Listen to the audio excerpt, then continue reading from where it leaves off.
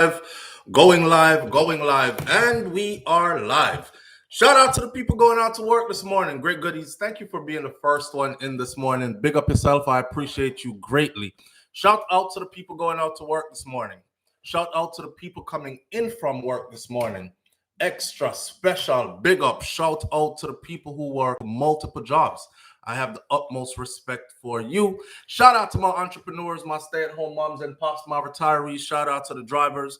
Shout out to the Uber driver, Lyft driver, truck driver, taxi driver, food delivery drivers, round town and long distance truck drivers. Shout out to the crossing guards. Shout out to the school bus drivers. Shout out to the school teachers. Shout out to the garbage truck drivers. Shout out to the AC techs. Shout out to the engineers. Shout out to the street sweepers and cleaners.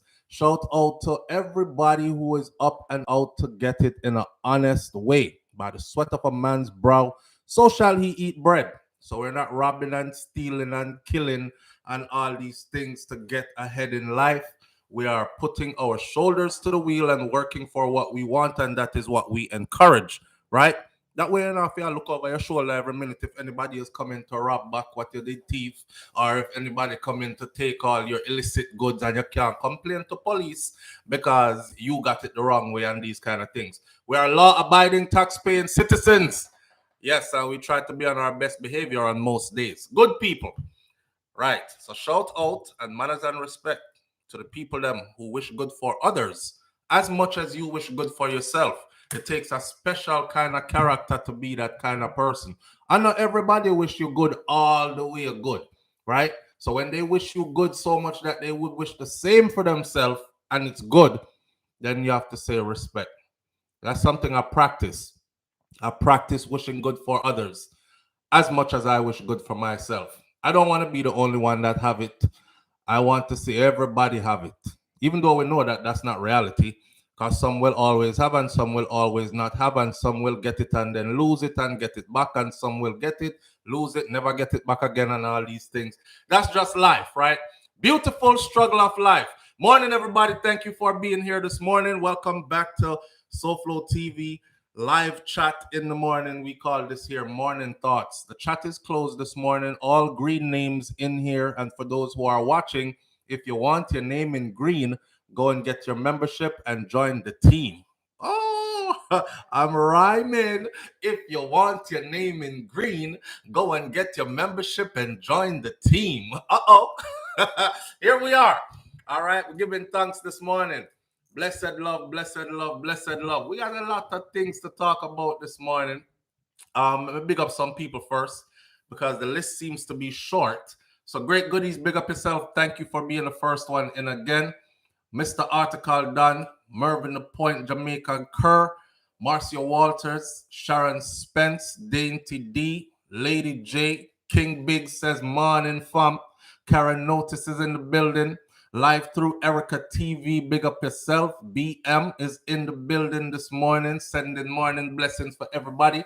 Elaine Brown, Kai Tai Jai Empress is in the building this morning. Jane Ander is with us. Grand Rising, everybody. Prellis 123, Crystal G, Dione McFarlane, Jet Shelley, big up yourself and thank you for being here. I hope all is well. Jet Shelley is in the building with us this morning. Senior Sexy, 5 Fields 6'3" is in the building this morning. Says good morning, everybody on this platform, all the way from England. We have a story from England this morning, 5 Fields 6'3". Maybe you know more about it than we do. We'll get into it in a minute, all right? Audrey Wright says, morning fam, present teacher. Mervyn the Point, Jamaica Kurgan, of course, live through Erica TV. The whole family there, Virtuous Fire is here. Missy Brom has just entered. Angel D, big up yourself. All right. Happy hump day, everybody. Here we go. Moving forward into the weekend. So, what we're going to talk about this morning is Florida is getting... Remember we talked about politics before, and I said I'm not aligned specifically to any political party, and I wish that more of our people would do this. So that way you're thinking more about the country or more about the place in which you live and how it's governed instead of just thinking about, oh, I'm so in love with this party. I'm Democrat. I'm going to be a Democrat for the rest of my life. I'm Republican. I'm going to be a Republican. That's America. In Jamaica, it's me a JLP. And my granny was a JLP. And my bond comes to my daddy and my mommy a JLP. So me a JLP till me dead. Right? All if JLP are tear down the country, you still JLP. And you won't go PNP or vice versa. Me a PNP. Me a PNP till me dead. I think we need to get rid of that mentality. So here's a guy that is running Florida right now. His name is Ron DeSantis.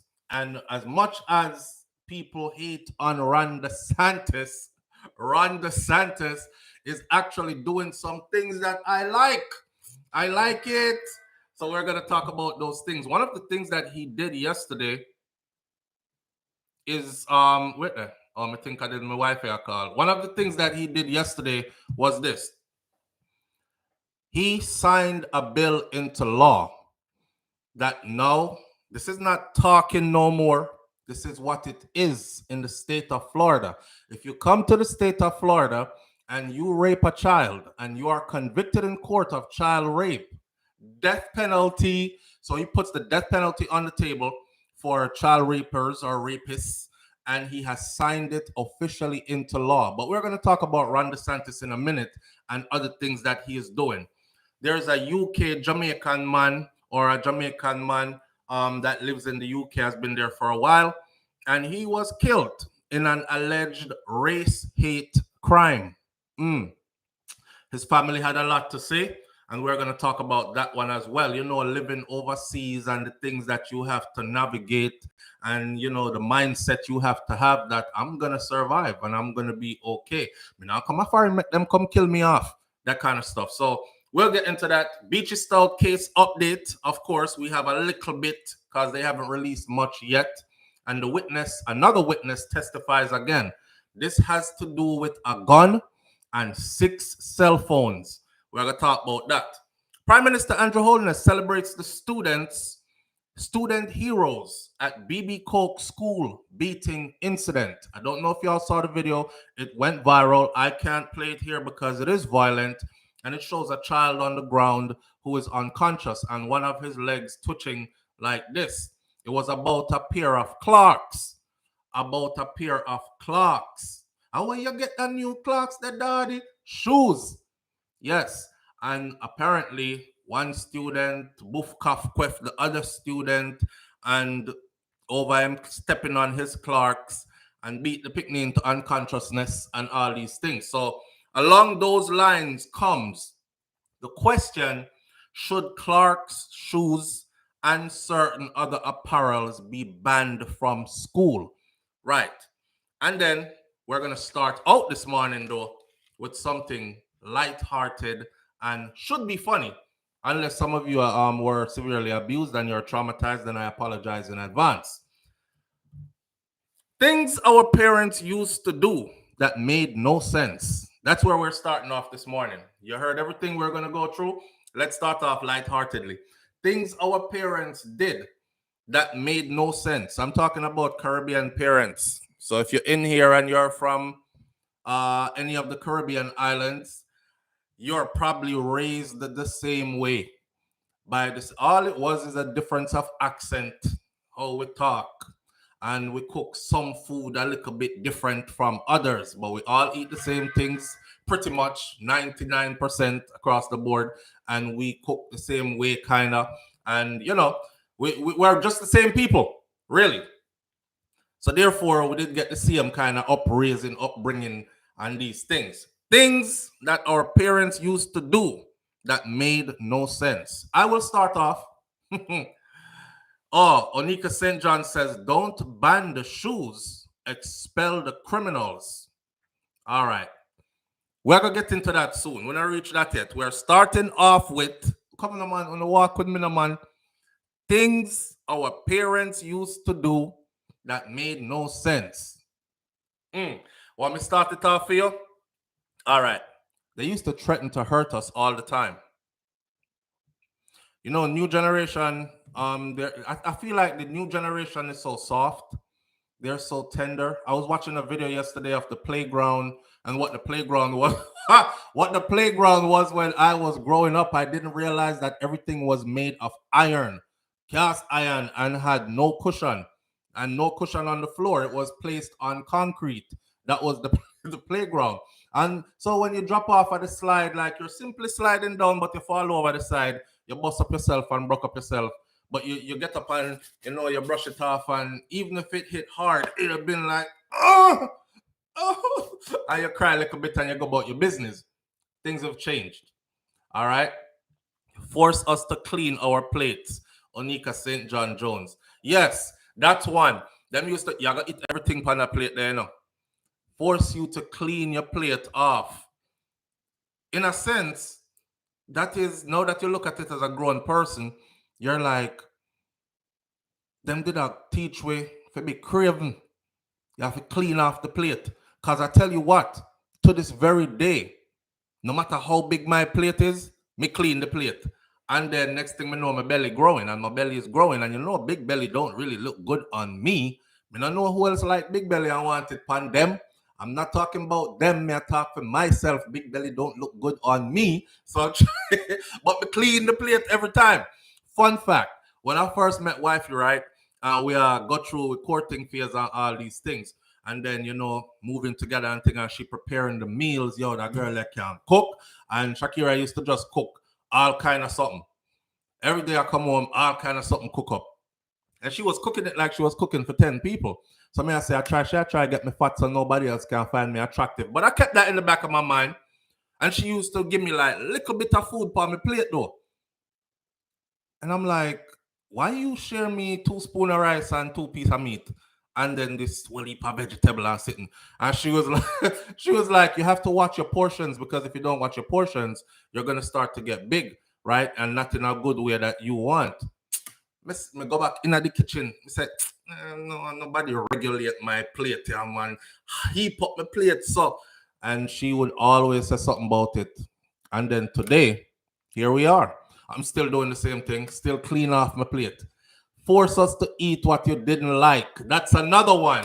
You don't want a chicken bati. You have to name the chicken bati. I hate chicken bati. I hate chicken bati. The chicken bati had this yellow fat in it. It used to bust in my mouth. Like as soon as I put it in my mouth and chew it, it would be like pop. And you swallow like your life depend on it. Eat up, come on, eat up. You have to finish everything on the plate. Oh my God. Yeah, liver. Oh, fun fact. I used to love liver. I still love liver. Liver, some cow liver, calf liver, and green banana. That is my thing right there. So piece of yellow yam in that one, we're good to go.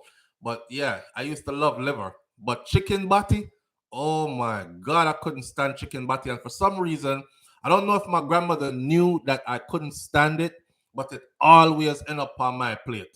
Chicken bati. And then them used to tell me, say, me chat too much. When I see how me talk enough now, me stay so from me little enough. They used to tell me, say, you chat too much, you must have didn't have chicken bati. Remember that? But I was eating the chicken bati because my granny used to put it on my plate all the time. So I guess it's true, right? Gross. Never like the softness of liver. See, the liver when me I eat never soft. It's the way how them cook it, right? It was firm and it tastes good, I don't know. I don't know how to explain it. Matter of fact, you got me feeling for some liver right now. I might go pick up a thing of liver and 2 green banana and do some of that cooking today. Yes, I didn't like the fish as a child, but had to eat it. I couldn't move from my chair until I cleaned the plate. God have mercy. And anytime you go into the dinner table, right? First of all, we never asked what was for dinner. You know how these kids are today? What's for dinner, Dad? What's for dinner? What are we having for dinner? My daughter, 9-year-old daughter, Neka, that's the first thing she asks in our morning, in our midday. What's for dinner today? I said, okay, so we're going to do shrimp pasta or something. Anything me said to her, here are. I don't want that. I don't want that. See, we never used to have that because we weren't allowed to ask what's for dinner. It's what you get is what you're going to eat, right? And whether you like it or not, you're going to yam it and finish the plate. Not true? So it was no point in asking what's for dinner because you didn't have no choice. Dinner come, right? sulfur bitters and wash out. Jesus Christ, can I tell you? Miss Ruby did steep under something, the boy. She used to wash me out on a regular basis, on a regular basis. And then now that I think about it, probably that's why my immune system is so strong, because it was built on them kind of foundation there.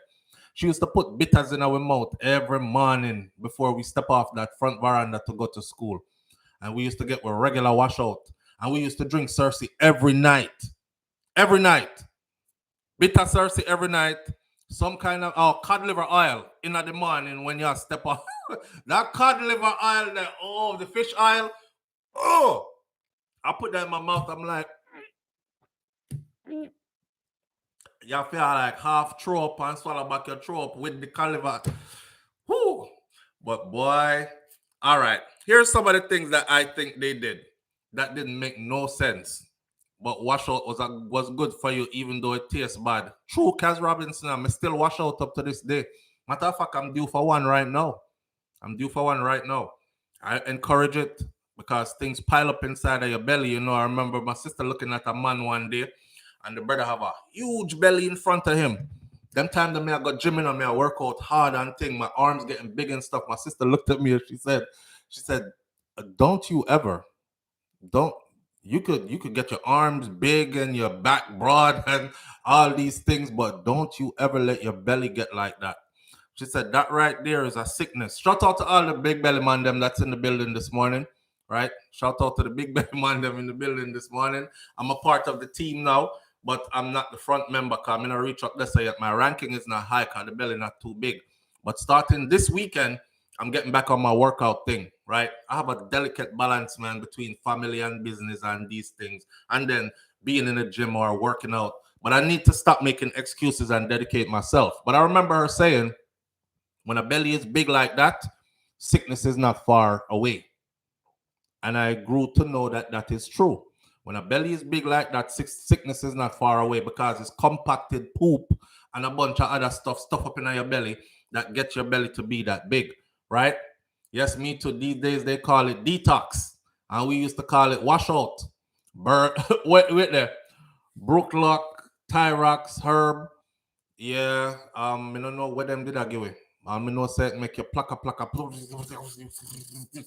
You just have to do up the place. You got home from walking. Just got home from walking. Angel D, good. Here's one. They used to threaten to hurt you if you hurt yourself. You remember that? I don't know if any of y'all caught that. They used to threaten to hurt you if you hurt yourself. I had to write these down. What them used to say? You see, if you drop off and hurt, where you do up there, sir? That's me, because me used to climb up on everything. Me here, where you do up there, sir? You see, if you drop off and hurt yourself, I'm going to beat you to sickness. They used to threaten to hurt you if you hurt yourself. Me never understand that. Because if I fall off and I hurt myself, mommy, why you gonna beat me more on top of the hurt self if you broke my hand? You see, if you drop and broke your hand, or broke one of your foot, them, I'm going to beat you to sickness. They weren't kind. They weren't soft with us. Today's generation, you can't talk to them like that. We got all the bullying from our parents. That's why we're not softy like that. That's why people can't say stuff and we're like, yeah. Listen, I have Caribbean parents. Where you gonna tell me say, oh, you're gonna tell me that? My mother tell me words from me at like 6. I hear this from me at like 7. My what you gonna do? What you gonna do? What? You gonna punch me? Listen, my granny, you see, we have a frying pan, and the frying pan did thick iron. My granny, give me one out of that already. I'm sure your thumb not tougher than that. Your thumb can't harder than that. What is he gonna do to me? I have Caribbean parents. What if you have Caribbean parents, grandparents, lineage, the whole thing? Boy, it's just a pass down. They used to threaten us all the time. Remember when them used to send you go shop? Them used to send me go shop. Me run go up at the shop. I hold it up there again. Master George, Grandma Sefi, Sefi send no cash, you know? Them not send you with no cash. The people them up a shop have one book. And they used to write down in the book, right? And then when she passing from work or something, when she pass from wherever she go, when she go up a road, she'll pay off the tab, and that's how we go shop. Most time I went to shop, no money. Tell Master George if you send this, and them now give you no list to carry. Half a bread, 2 stick of butter, big jar of oil, 2 pound of rice, 2 tin of sardine, 2 tin of mackerel, this, that. I remember it. Me, by the time me leave the yard, me remember only 2 of the things them. So me come back home with not what I was sent for. But me always make sure me come back home with my ice mint and me buster them because those were my 2 candies. Nobody no send you go buy ice mint and buster. Me buy them though. Them time the ice mint and buster was cheap. Yeah, 5 cents. Used to be 5 cents for one of them. But anyhow, that's one of the things they used to do.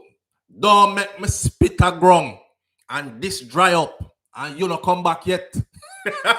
You stay there. Don't go to road, go idle, you know. And not sending you out the road, go idle, go straight, go to the shop and come back. Don't make me spit a grung and this dry up and you not come back yet. You want to see you, you're running, you know, man. You say to yourself, say, God Almighty, she spit for real, you know. And the spit a dry up because sun hot out there, you know. Because we did have sense. So we run, buck off all your toe, run, go up there, get where you forget, run, come back down. Don't make me spit a grung and this dry up and you not come back yet. That was another one. Sugar and milk powder, dirty tea. Yo, they used to give away sugar and milk powder at my school. But because we never need it, because we had milk, my grandfather had cows, and he used to go draw a cow titty and get fresh milk and then come boil it. When you boil that milk and then let it sit, for those of you who know or don't know, there's a cream that form on the top of that milk, and the cream is like it's like that thick, a thick piece of cream. And we used to fight for who get the cream off at the top of the milk. So go in there and scrape it off. Who's there to get it today? You hate the cream, Audrey, right? I used to love it. I when you sprinkle like a brown sugar upon the cream, oh my God. Me used to love that. Cream on the top, Mr. Brown. So we used to get fresh milk, but them used to serve or give away. They used to give away sugar and milk powder up at school. So here what we used to do. That sugar and milk powder, they never made it to my house because we used to stop a road and pour the sugar in the milk powder and mix it up and eat it just so. I don't know if anybody else used to do that, but we used to do that. I remember that too. Karen Notice says, yes, memories had to be on point when we were sent to shop. Here's another one, the big one that they did, and all of you probably got this. This is pretty common among our people. They used to tell us to lie for them, but they used to beat us to lie to them. You remember that? They used to tell us to lie for them, but them used to beat us to lie to them. Perfect example. Mommy, Miss Mavis outside to you. Come here. Tell her I'm not there. Tell her I'm not there. And you go back out and tell Miss Mavis said, Miss Mavis, mommy says she's not here. And you get some big lick. Oh, you start chopping. Eh? You idiot. Eh? You go talk about Miss Mavis, mommy said to tell us that she's not here. Beer coughing and coughing after that. So you learn to lie better. Okay, so next time, Master George, come pull up at the yard now. Your mother did it? I don't know, I think she did gone. Let me go around the back, go check. I think she did gone down the road. She might not come back yet that time. You know, so she did there, but you learn to lie now from the first time. Can you go talk about mommy said to tell you so she's not here. And she so this time now, you go around the back and you ask her, can you plan your lie already? You don't tell Master George, well, she went away and I don't know if she come back yet. Let me go around the back, go check. I go around the back, you go around the back, go ask her, you know. Mommy, Master George out of front. You want to talk to him? Or you want me tell him say you're not there? She said, yes, tell him say I'm not here. But nobody go tell him say, me tell you if you tell him say I'm not here. So you go back out there. Master George, mommy not here right now. But me can take a message and them kind of something like, why? Tell us not to lie to them, but to lie for them. Then we beat you if we lie to them. You see, if me find out say you lie to me, You see if me find out say a lie, you a lie to me. You remember that? You see if me find out say a lie, you a lie to me. You're my granny now. Because a liar is a thief, and a thief will kill. So Jesus Christ. My granny took it to the extra. So lying was like the ultimate sin. You see, if me find out say you lie to me, me I say, why is lying so serious? I'm trying to get away from being beaten. She break it down. She says a liar is a thief, and a thief will kill. Me I say, how a thief will kill? You know, say it wasn't until I was very grown that I realized that she had a point. Because check it. A liar will thief, right? Meaning, if you practice lying, eventually you will start doing things to get, and because you tell yourself, so I can lie and get away with this. You're not practicing good morals and principles. You're just a person that don't lie, and you try your best to be that. No, me can't lie, because me lie good, and me a lie from me a little. I can lie my way out of anything. That is who you will end up becoming. And they were trying to break that habit from we were little. So a liar is a thief. Then when you start thief now, how the kill part come in? It wasn't until I was grown I realized this lady had a point. Because if you got broke in a people place, if you got thief, and the people then buck you up in the place, you have to go find your way out. And in a lot of cases, people have broken into houses. They didn't mean to kill anybody. They went in there to thief, but they never know that somebody in there lay down in there sleep or something. The next thing them catch up in there with the homeowner, and they had to kill the homeowner to get away because either A, the homeowner knows who you are, or B, it was a struggle and a fight because the people are fight you out of them house, and you end up having to fight to defend yourself, but you're in the wrong, so you kill the people them. A liar is a thief, and a thief will kill and beat the daylights out of you. Anytime you tell lie upon them. Me not lie. Me lie already, and me get beaten feet. And when she done beat me, she tell me, say, you see, if you did only tell me the truth, if you only told me the truth, I would have never beaten you like that. That time me beat body no man, me I talk about skin wheel up. And she talk to me nice now about, you see, if you did only not lie to me, I would have never beat you. All right, next time come around, me tell a lie and get way. I realize that me never get no beating. Next time come around, me tell the truth. Me say, all right, let me tell the truth, because she not gonna beat me if me tell the truth. Me tell the truth, and she give me some rotted beating. Remember, I know she same one tell me, say, you see, if you did only tell me the truth, I would have never beat you like that. So now me tell the truth, me get beaten again, and me get worse beat. Also, are you do it? Is you do it? Are you do it? You come here, are you do it? I was better off saying it's not me. Because if I did say it's not me, I wouldn't get beaten like that. You know, you know, you talk about brave up your little self. See, you're like, it's me, grandma. And I'm telling the truth because I don't want you to beat me. Because you say if I don't lie to you, if I tell you the truth, you won't beat me. It's you. Are you do it? Oh, are you do it? Yeah, God. Why? Jesus. You never call Jesus son in your life. Oh, God. Why? Jesus. I say you have to move, you know. I don't know about that move. Like, why? Lord God. Why? Jesus. And when you try to catch a stick, I try, I fight, you try fight. Don't make that stick the lick. And come back and you grab it and it bunks and lick them. Woo! You're in trouble. You're in trouble. I lick you, lick me. I fight you, I fight me. I fight you, I fight me. I feel it. Them fling where stick and start thump you. I fight you, I fight me. I feel Yo, I fight you, I fight me. I feel you. Eh? You think you're a big man? You're smelling yourself. I fight you, want to fight me, want to fight me, want to fight me. I feel you. Jesus Christ. Nah, man. Yo, true story. One time, you know, my grandfather did fit, you know. The man used to play cricket and him take care of himself, him whole life, him did fit. Well, I don't know about him whole life, because I hear stories about before I was born, and that wasn't taking care of yourself. My grandfather, him know. Me come home one day. Told the story before. If you never heard it, listen. I come home one day from school. Nobody was there but me and the other kids. And they were painting the house. Now you know you grew up country. So you have these drums. I was telling my kids the other day, look, the rain is falling. This is the best water to drink. My kids are like, oh, Nika said, ew. I said, what are you ewing? Rainwater. You drinking water from the bottle in a store, you don't even know where it comes from.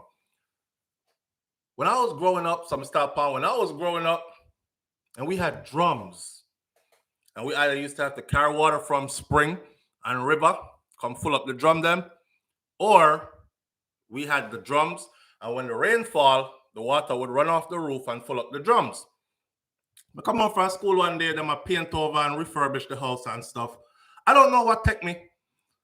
I take a screwdriver, I open a gallon of red paint, pop it open, empty it into the drum of drinking water, I mix it.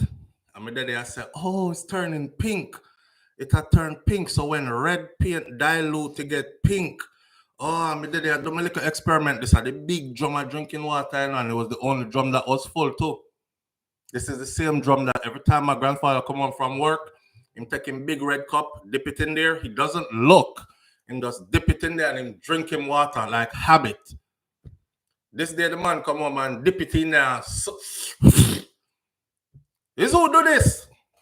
Yo, can I tell you, I get some lick. I thought this man was gonna kill me.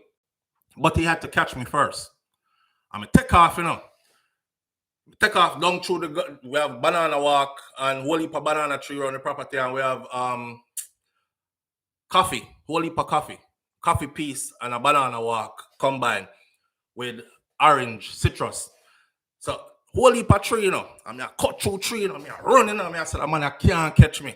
Cause a grandfather in name, he can't catch me. Little did I know, looking back now in time, that my grandfather was pretty young. Yeah. Cause I think me close to them age there now. So my grandfather was pretty young and he was in shape. And the man cut a piece of stick and watch me run. And him chop it. Shing! Is a man that always carry machete, right? So first me think him there go chop me up. That's how much fear and respect I had for these people. I thought he was gonna chop me up. So me take off a run. Gone through the tree them. Gone. Down in some other people property, me a run. The man cut a piece of me here. Shing! And I look back a little bit and I see the sitting where I'm having a piece of guava limb. If you ever get beaten with guava stick, you know what I talk about. And the man push it down in his pants. And the man take off. It's like him say, 5, 4, 3, 2, 1. Me I give a little leadway and him take off. And when him start running down me here, and you know, one time you run fast, country people can attest to this. When you run fast and you like bunks the banana tree them, yeah, me here a bear that like a mad bull come me a pick me, you know. So this is more how should we say it now? A more cinematic than if me a grown person now, cause you a picnic and you hear the banana tree them boof, and him a come and him footstep them, and the banana tree them boof, boof, boof. And me look around and the man I get closer. And me look again and him this right there. And me look again and the man grab me. Me run like a runaway slave trying to get to freedom to rot it way down in some other people property. This man catch me. Remember I told you my grandfather don't beat a lot. So when is your turn and him decide said today you're gonna get your beating, just know say it's gonna be a hell of a lick you get. 1 and 2 and 3. I tried. I couldn't get away. The man walk me, go all the way back up at the house. He never beat me outside. He walk me, go all the way back up to the house. Walk me inside the house and give me some rotted beating. Jesus! Oh God, save me. God save me. You know what's funny and not funny? If you're a parent and you're listening to this and you left your child with your parents to be raised, the only thing that comes to your mind is, oh my God, my babies were being abused. Especially if you're a modern-minded parent. It's like I say, damn, them did abuse me, pick me. Kind of run for him life, him I get beaten and a ball out. Jesus, oh God, save me. I can assure you that I'm okay. I can assure you that I am perfectly fine. And there is nothing that came from that other than good lesson. And the good lesson is stop your foolishness. Every action, every action has consequences. This is the family's drinking water supply. You can't just empty a gallon of red paint tonight and mix it around, talk about oh it's pink, and then nothing happens. And we don't have no water for drink, and we were going through drought too. Right? So all me do, I learned from it. I may never do nothing like that again. I did some new things and get more beaten, but me never do that one again. Right? I'm begging to call the Lord name in for oh my God. Hey, Audrey Wright, talk up now, man. Talk up now. Audrey Wright said the longest walk of your life. I never dry you go back up on the house and you have the whip in one hand and you in the next hand. You say, God Almighty, the more kill me. And you can't ball loud. Tapping eyes. Can't ball loud. And that part there. Don't call the Lord name in vain. Yeah, no matter how they lick them hard. Say, Grandma, please. Say, Grandpa, don't lick me no more. Me sorry. Say anything you want to say. If you ever slip up and go talk about Jesus Christ, Almighty God, I call out the Lord name in vain. They had that perfect go back on. I call out the Lord name in vain. I call out the Lord name in vain. Oh my God, no, I'm balling for my life. I'm trying to be saved. Right now, I feel like I want to give my life to the Lord because you look like you're going to take it and dash it away. Right? I'm literally trying to be saved. If there was an altar, I would have go up there right now and confess sins and all these things. Jesus Christ Almighty God, I call out the Lord name in vain. Budoof, buff, oof, what? Yeah, so that used to tell with your life for them, but don't lie to them. And then, see if you lie to me. You see me find out, say I lie to me. Here goes the threat again. I beat it to sickness. You see if I find out, say I lie, you are lie to me. What I told you about lying? You see if I find out, says lie, you're lying to me, Dion. I beat you to sickness, you know. That time you know, say you lie just now, you know. You are praying now, so them not find out, cause you just hear that beat you to sickness. Who wants to be beaten to sickness? Lick me one time, make me run one, yes, but beat me to sickness? Oh my God, that is some serious threat. You can't say stuff like that to your kids today. You say stuff like that today to them, say in the middle of Walmart somewhere, and somebody hears it.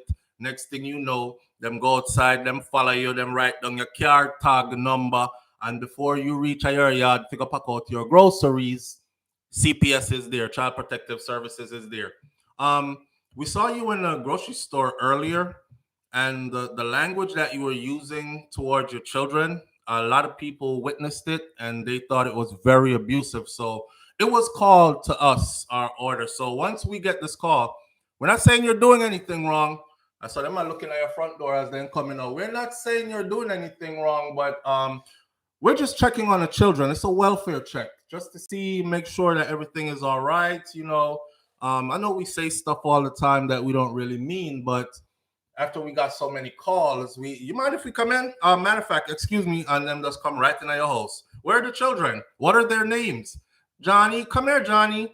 And start talking to you, picking them without you and without your consent. Child Protective Services can do that. They don't need your permission to speak to your child. And I think that's dangerous too. Because who's to say if they can't manipulate your children?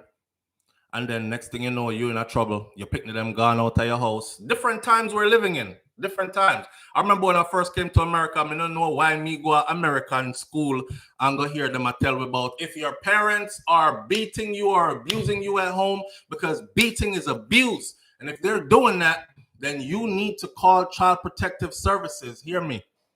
So all the beating them we get at Jamaica, we never have no Child Protective Services, but I can avoid beating here. Foreign, nice one. I can make sure she don't beat me. Me don't know what me did do one day. And my mother start. And I knew it was gonna end up with a beating. So hear me now. I'm calling Child Protective Services if you beat me. Call them. I call if you go call them. I call if you call them. You have to make it to the phone. Go on, catch your phone, call them. Yo, when me done put it on, make them take it off. Call them. I call if you call them. Yo, when me done put it on, make them take it off. Call them. I call if you call them. Yo, I never mentioned no Child Protective, nothing again. I was good after that. I say, yep, the lines have been drawn. So I'm not exactly an American. That not gonna work for me. Me have different kind of parents. They're West Indian, they're Caribbean. In Augusta. Yeah. And then here's the one what them used to do, right? That really got to my nerves. Here ya. Live Through Erica TV says, my husband got carried away with one of the grandchildren in the store one day with discipline. And I had to remind him, don't do that. Yeah, in a foreign, don't do that. You're missing brown about a bright, you're bright. Yeah, call them. I call you if you call them. You have to make it to the phone first. See phone they got, call them. And then you don't want to call them no more.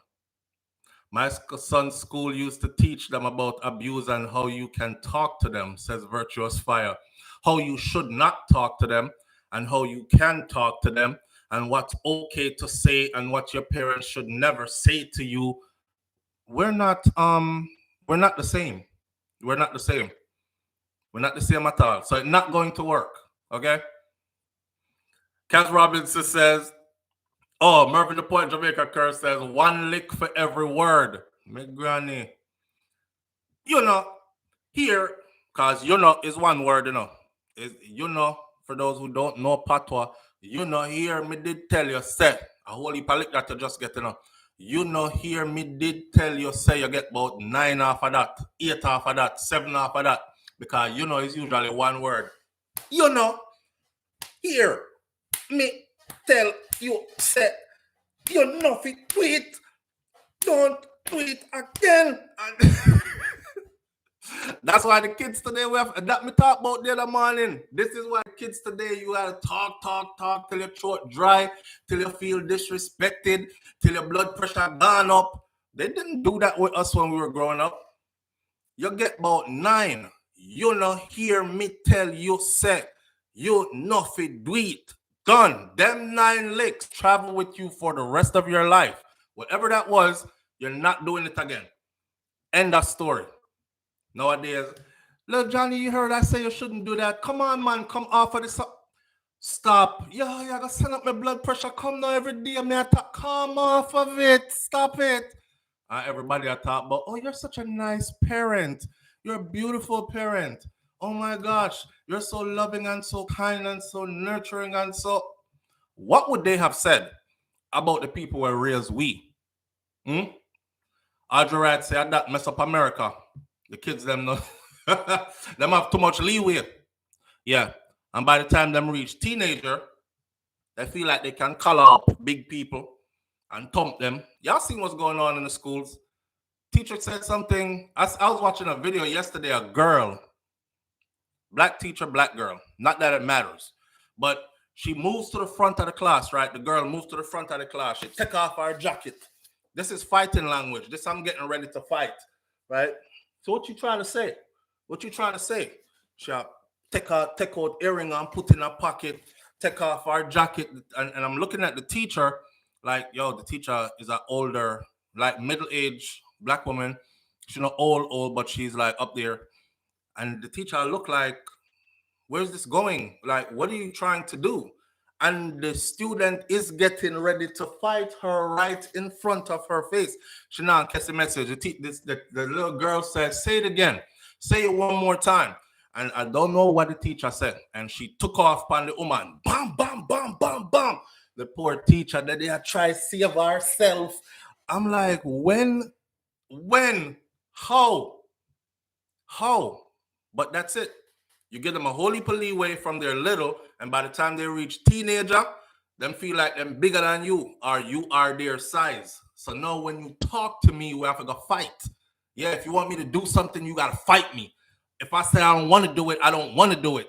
And then you have these advocates that will come in, and I think they fuel dysfunction in the family. That's what them do. Because them have all these places where they want to put these kids. And if you guard and guide your kids are not going to end up there. And they need bodies for that place, these institutions. Yeah. So them tell you about, oh no, you can't speak to them like that. You definitely can't hit them.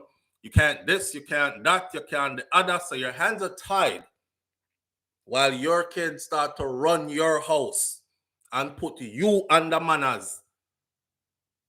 Nah. And then before you know it, off to prison they go, or off to juvenile facilities they go, start getting in trouble at a young age. I think it's all a design, all by design. Then watch you misbehave for weeks and then beat you with interest. Oh my God, that was my grandfather. Karen Notice says, I never thought about calling the cops on my mom.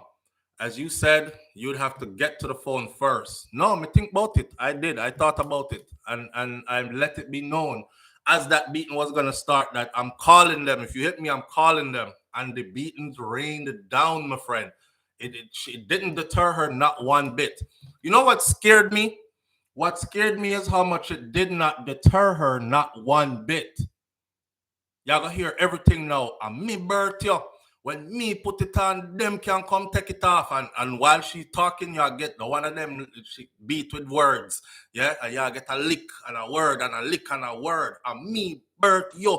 And when me put it on, them can come take it off and you just get beaten.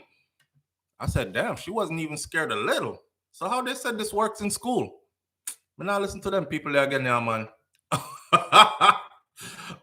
Cass Robinson said I only talked 3 times. After that, call for help. I just have to take the spoon out and everybody fly, right? From 22 to age 4, all 6 of them. Then watch you misbehave, then beat you with interest. Well, I don't beat. I just threaten to send them to Jamaica, Crystal G says. Me not threaten to send my one of them go to Jamaica. Me threaten, so me I go beat them. Me threaten, so me I go beat them. I say, hey, Kosi, you see how you big? You see how you big? Remember me telling you, he's 6'3", 300 and something pounds, size 16 shoes, and the boy are 15 years old. Seeing? So when time them the bull strength there reach you, me don't want him come fight me, because the fight might be a very big struggle for me. Me I try to avoid that. So I'll tell him stuff like, yo, you see the next time I have to tell you this, I'm not telling you nothing. I'm gonna just grab you by your neck and drag you over there and make you do it. That way, you will associate the pain with the you will associate the pain with the punishment and the task, and you won't forget ever to do it again. And him act like him interested, and him think me serious, and then tomorrow do the same thing again. Which is how I know all those threats, they're not even effective, because I've been threatening since they were teeny, and now they big as hell, and them realize Dad only talking, he ain't doing nothing. He's not doing a damn thing. Remember, me have Yankee Picnic, although them have Jamaican heritage, but still, this is theirs. See? It doesn't matter if it was a white teacher, she should not have reached that way. Just imagine how, or reacted that way. Just imagine how this child behaves in our house. Yeah, that's why I said big up to all teachers too, Kaz, because we lick a Lego beast them upon these people, and they have to endure some of these kids. Some kids are well behaved, well adjusted. They come to school. Even if the class is noisy, them kids still stick to their corner, hold their heads down, make good grades, and make their parents proud. Other children are easily distracted. Some are starving for attention. So they want to come to school and be the class clown. And I'm the one that makes everybody laugh. I'm the one that disrespects the teacher and everybody else finds it funny. And then you have those who are just downright violent kids, because you don't know what's going on in their household. Maybe there's somebody in their household that's actually hurting them in some kind of way, physically, psychologically, however, and it manifests in them lashing out, because the person in their house, they see that person as an authoritative figure, and they wouldn't dare challenge that person, but they could challenge you, or they could take it out on you, because you're not nobody to me. That's the mentality. So it's rough out there for teachers. It's rough for teachers. Somebody said all these Jamaican teachers running away to the U.S. and other countries. Wait till the students them start beat them up in their own classroom and all this. You do have a point. You do have a point, because that comes with the territory. At some point, one point or another. But there's ways to deal with it, though. I see teachers stand up there and wait till the kids start take off on them. I'm not doing that. The minute you out of line with me and I'm a teacher, I just walk out of the classroom. I'm walking out the classroom. I'm calling security and I'm calling principal and get you up out of my classroom. You're disruptive. You're disrespectful. The other kids can't learn, and I feel threatened. And I can't teach under these conditions. Remove this person from my classroom, please, and carry on with my lesson. This is why when you see the teachers fight the students, I always say, damn, although I sympathize with the teacher, I don't feel like the teacher is in the right. Because regardless of what, you are held to a supreme standard as a teacher. Here's your title, your job description, teacher. That means you must teach. You must even teach them how to be professional. You must even teach them how to handle conflict. You can't teach them how to handle conflict by boxing it out in the classroom with them. You must teach them how to resolve things peacefully. You must teach them not to put hands on other people violently. You must teach, well, not put it on other people anyway, and not violently, any which way, unless somebody requested your touch. You must teach them all these things, and it comes right along with teaching them the curriculum that is on the board. It's a heavy responsibility to be a teacher. Heavy responsibility, and I see with them. But when you start beat up people, picking in your classroom, I can't really side with you on that still. I see your pain, I feel it, because I understand the dynamics, but and you're a human, and sometimes, stuff boil over and you get caught up in the moment too, but you can't do that. You have to remain professional at all times, right? Right. The Buffalo Soda says that's some new shit that destroyed kids in America. It started after the removal with by having the same right to paddle. Oh, fun fact. Moved my family to Texas a couple of years ago, right? And the kids were enrolled in school in Texas. Lo and behold, I get a letter sent home from the school that says you have to tick a box, yes or no. And the box, the letter, was a short letter. It says, we paddle at this school. We paddle at this school, but we only do it with parents' permission. So do we have your permission to paddle your child if your child gets out of hand, i.e. disrespectful, something and another? And I remember getting the letter and I was like, in America? Schools, so shout out to Texas. Texas still got schools. Texas still got schools that beat ass. But yes, Angel D, I put no. And the reason I put no is because I don't want anybody beating my kids. Because I can leverage how I hit them if I was going to beat them. They're a stranger to you. And I don't know if you're a racist. I don't know if you're triggered by children and you don't like children. I don't know what you are underneath that whole facade of, oh, I'm a teacher. So no, I don't want nobody beating my children. So I put no on it. But there were kids at the school who went to school with their notes and it said, yes, permission from the parent to paddle that ass. In this day and time. Audrey said, well, me come to the school and paddle them for you. That was always my fear, that my mother would come to the school and beat me in front of everybody. But she never did. But I was always fearful. Where is Vicky? Live through Erica TV. Vicky might have had to work early this morning. Errol, come past this gimme. That's the last one before we go into our topics. This is the last one. Errol, come past this gimme. You know when you way around at the back of the next side of the house and you hear your name a call? Simone! Yes, mommy? Come here. Come past this gimme. You in the back, you like, this motherfucker. Where, sir? I grumble for me. No, no, mommy. What did I say? I wasn't saying anything. I was just singing a song. That time I did I talk about, I can't stand that woman, yeah, man. Everything she called me for come pick me up like me her slave. What you say? I didn't say anything. Nothing, mommy. All right. Nothing, mommy. Oh, you better not. I better don't make me think how when me just hear you really did just say, pass this, give me right there, so. In your mind, you're like, you're sitting right next to it. Why you couldn't pass it yourself? Eh? Why you couldn't pass it yourself? It was right next to you. Come pass this, give me. That used to kill me. And she's sitting right next to the damn thing. The remote, the whatever it is, it was always right next to them, or it was 2-3 steps away from them. Come pass this, give me. You know, I said I would never do this to my kids. And guess what?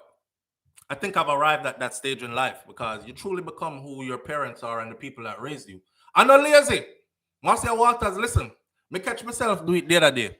I'm sitting on the couch in the living room. We were watching a movie, and for some reason, Kosi, pass that, give me please. And then Jaden passed, and I was like, Jay, bring one of those, come give me please. And then I said to myself, whoa, you used to hate this. Don't do it to the kids. So I was doing it. And I stopped myself. So I just jump up out of the couch after that and go past myself whatever I needed. But I used to hate that so much. John, come here. Yes, mommy. Come past this, give me. I grumble under my breath. It's right fucking there, man. Damn. Always calling me for shit. What you say? Nothing, mommy. Never said nothing. One I wanna pass that for me. One I uno. You have too much of them in the house. One I wanna pass that, give me. They will call us down the street playing to come turn the channel or get some water. Are you weird on a roadie? Are you cuss like rotted in a man? Why? All right. Moving right into our topics now. Ron DeSantis, I am very you know, people say a lot of stuff all the time. Yo, them people left it dead. What a wicked man. You mean to tell me that the man killed the little girl? Raped the little girl and kill her? Them people left it dead. Well, guess what? So be it. Because we blame government all the time and we say stuff like, you know, in Jamaica or in the Caribbean, well, in Jamaica, may I talk, the administration that governs the country is so soft on crime. Why they can't instill laws that actually are deterrents? This dude ain't messing around. Let's start off with the fact that he just changed the death penalty. He just changed. This is the governor of Florida, Ron DeSantis. Let me tell you about Florida right now. It's popping. Ron DeSantis made sure that there will no longer be a unanimous vote that is required to get the death penalty. So if you go on a trial, a charge that has the death penalty with it, and you get found guilty, they will move into the next phase of your trial, which is your sentencing phase after you've been convicted, right? You move to the sentencing phase now, the same pool of jurors, it'll be 12 people. They used to require all 12 to say yes before you can get the death penalty. If 11 said yes and 1 said no, you wouldn't get it. All 12 had to say it unanimously. That man went in there and said, you know what? Take that off the table. We need 8. 8 out of 12, you're going to death row. So 8 out of 12, him changed that. From 12 out of 12 to 8 out of 12. All right. The next thing that he did, he kept certain agendas out of school. I feel like I'm campaigning for this man, but I'm not. I'm just showing you the things that he's doing that I think I like. He kept certain agendas out of school. This is a man that says certain things shouldn't be taught in school. And I don't want my kids going to school and ending up in the middle of certain affairs, right? And I think a parent needs to know that this is what you're doing before you indulge their children in these things. So when I send my kids to school, I want them to be doing school stuff, reading, writing, arithmetic, them kind of something there. Yeah, you can leave all that extra stuff out of it. And I respect that. I won't go into what it is that he kept out of the school. But for those of you who are paying attention, you know what it is. All right. Then he went and made the immigration environment hostile. There's something that's called a safe haven. So there are certain cities that when immigrants escape or left them country or enter the US illegally, they go to these cities. And these cities, they have a lot of connections there. I'm going to go somewhere where there's a lot of Haitians. If I was running away from Haiti and I entered the US illegally through Miami, all I got to do is go down to an area in Miami that's called Little Haiti. You go Little Haiti, you say sac passe, somebody I go sac passe and nabule you back. And when them nabule you back, you just start telling them a situation, they're gonna look out for you, right? Because them have other family members and friends that are in the same situation. You're gonna get pointed to a good lawyer that has got other people their stuff straight. Then you're gonna get, hey, you know some place where you can stay. I know this place where you can work and get paid off the books, all this other stuff. That's a haven. This man made it so hostile in Florida for illegal immigrants. Now, I'm an immigrant, so I can't really rejoice off of that. You know, say enough how we come here after somebody else already ran that route and took all the risks and get themselves straight, then they were able to get us in, right? So we can't really say, yeah, we like that one. But the part where the new migrants that are coming in, they said to the Biden administration, fix the situation at the border. Allow these people to come in at a slower pace. Process them there. So who's meant to be sent back, sent back. That way we don't have them piled up in the US and we got to go through asylum. And still, people will be here for over a year, 2 years, and still eventually get sent back because they don't qualify. But they've been here already. So you think they're going to be sent back? No, them just are going to run to one next state where they can hide and find a safe haven. Ron DeSantis said, okay, so since you want to bring them in and you put Florida on the list, here's what we're going to do.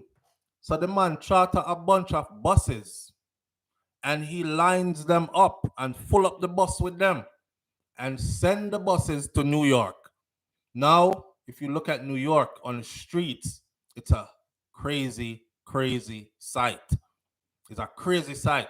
And I said to people all the time, you know, all these people that are coming in, all these people that are, and then you have New York mayor talk about send them all. I am for everybody, bring them in. People who are addicted to drugs, people who are used to prostitution, and that's the way they make their money. People who are all the illegal and illicit stuff, the rapists, them, the people them who like to do crime and violence, and especially those who are addicted to drugs and so on and so forth. They didn't change when they came across the border.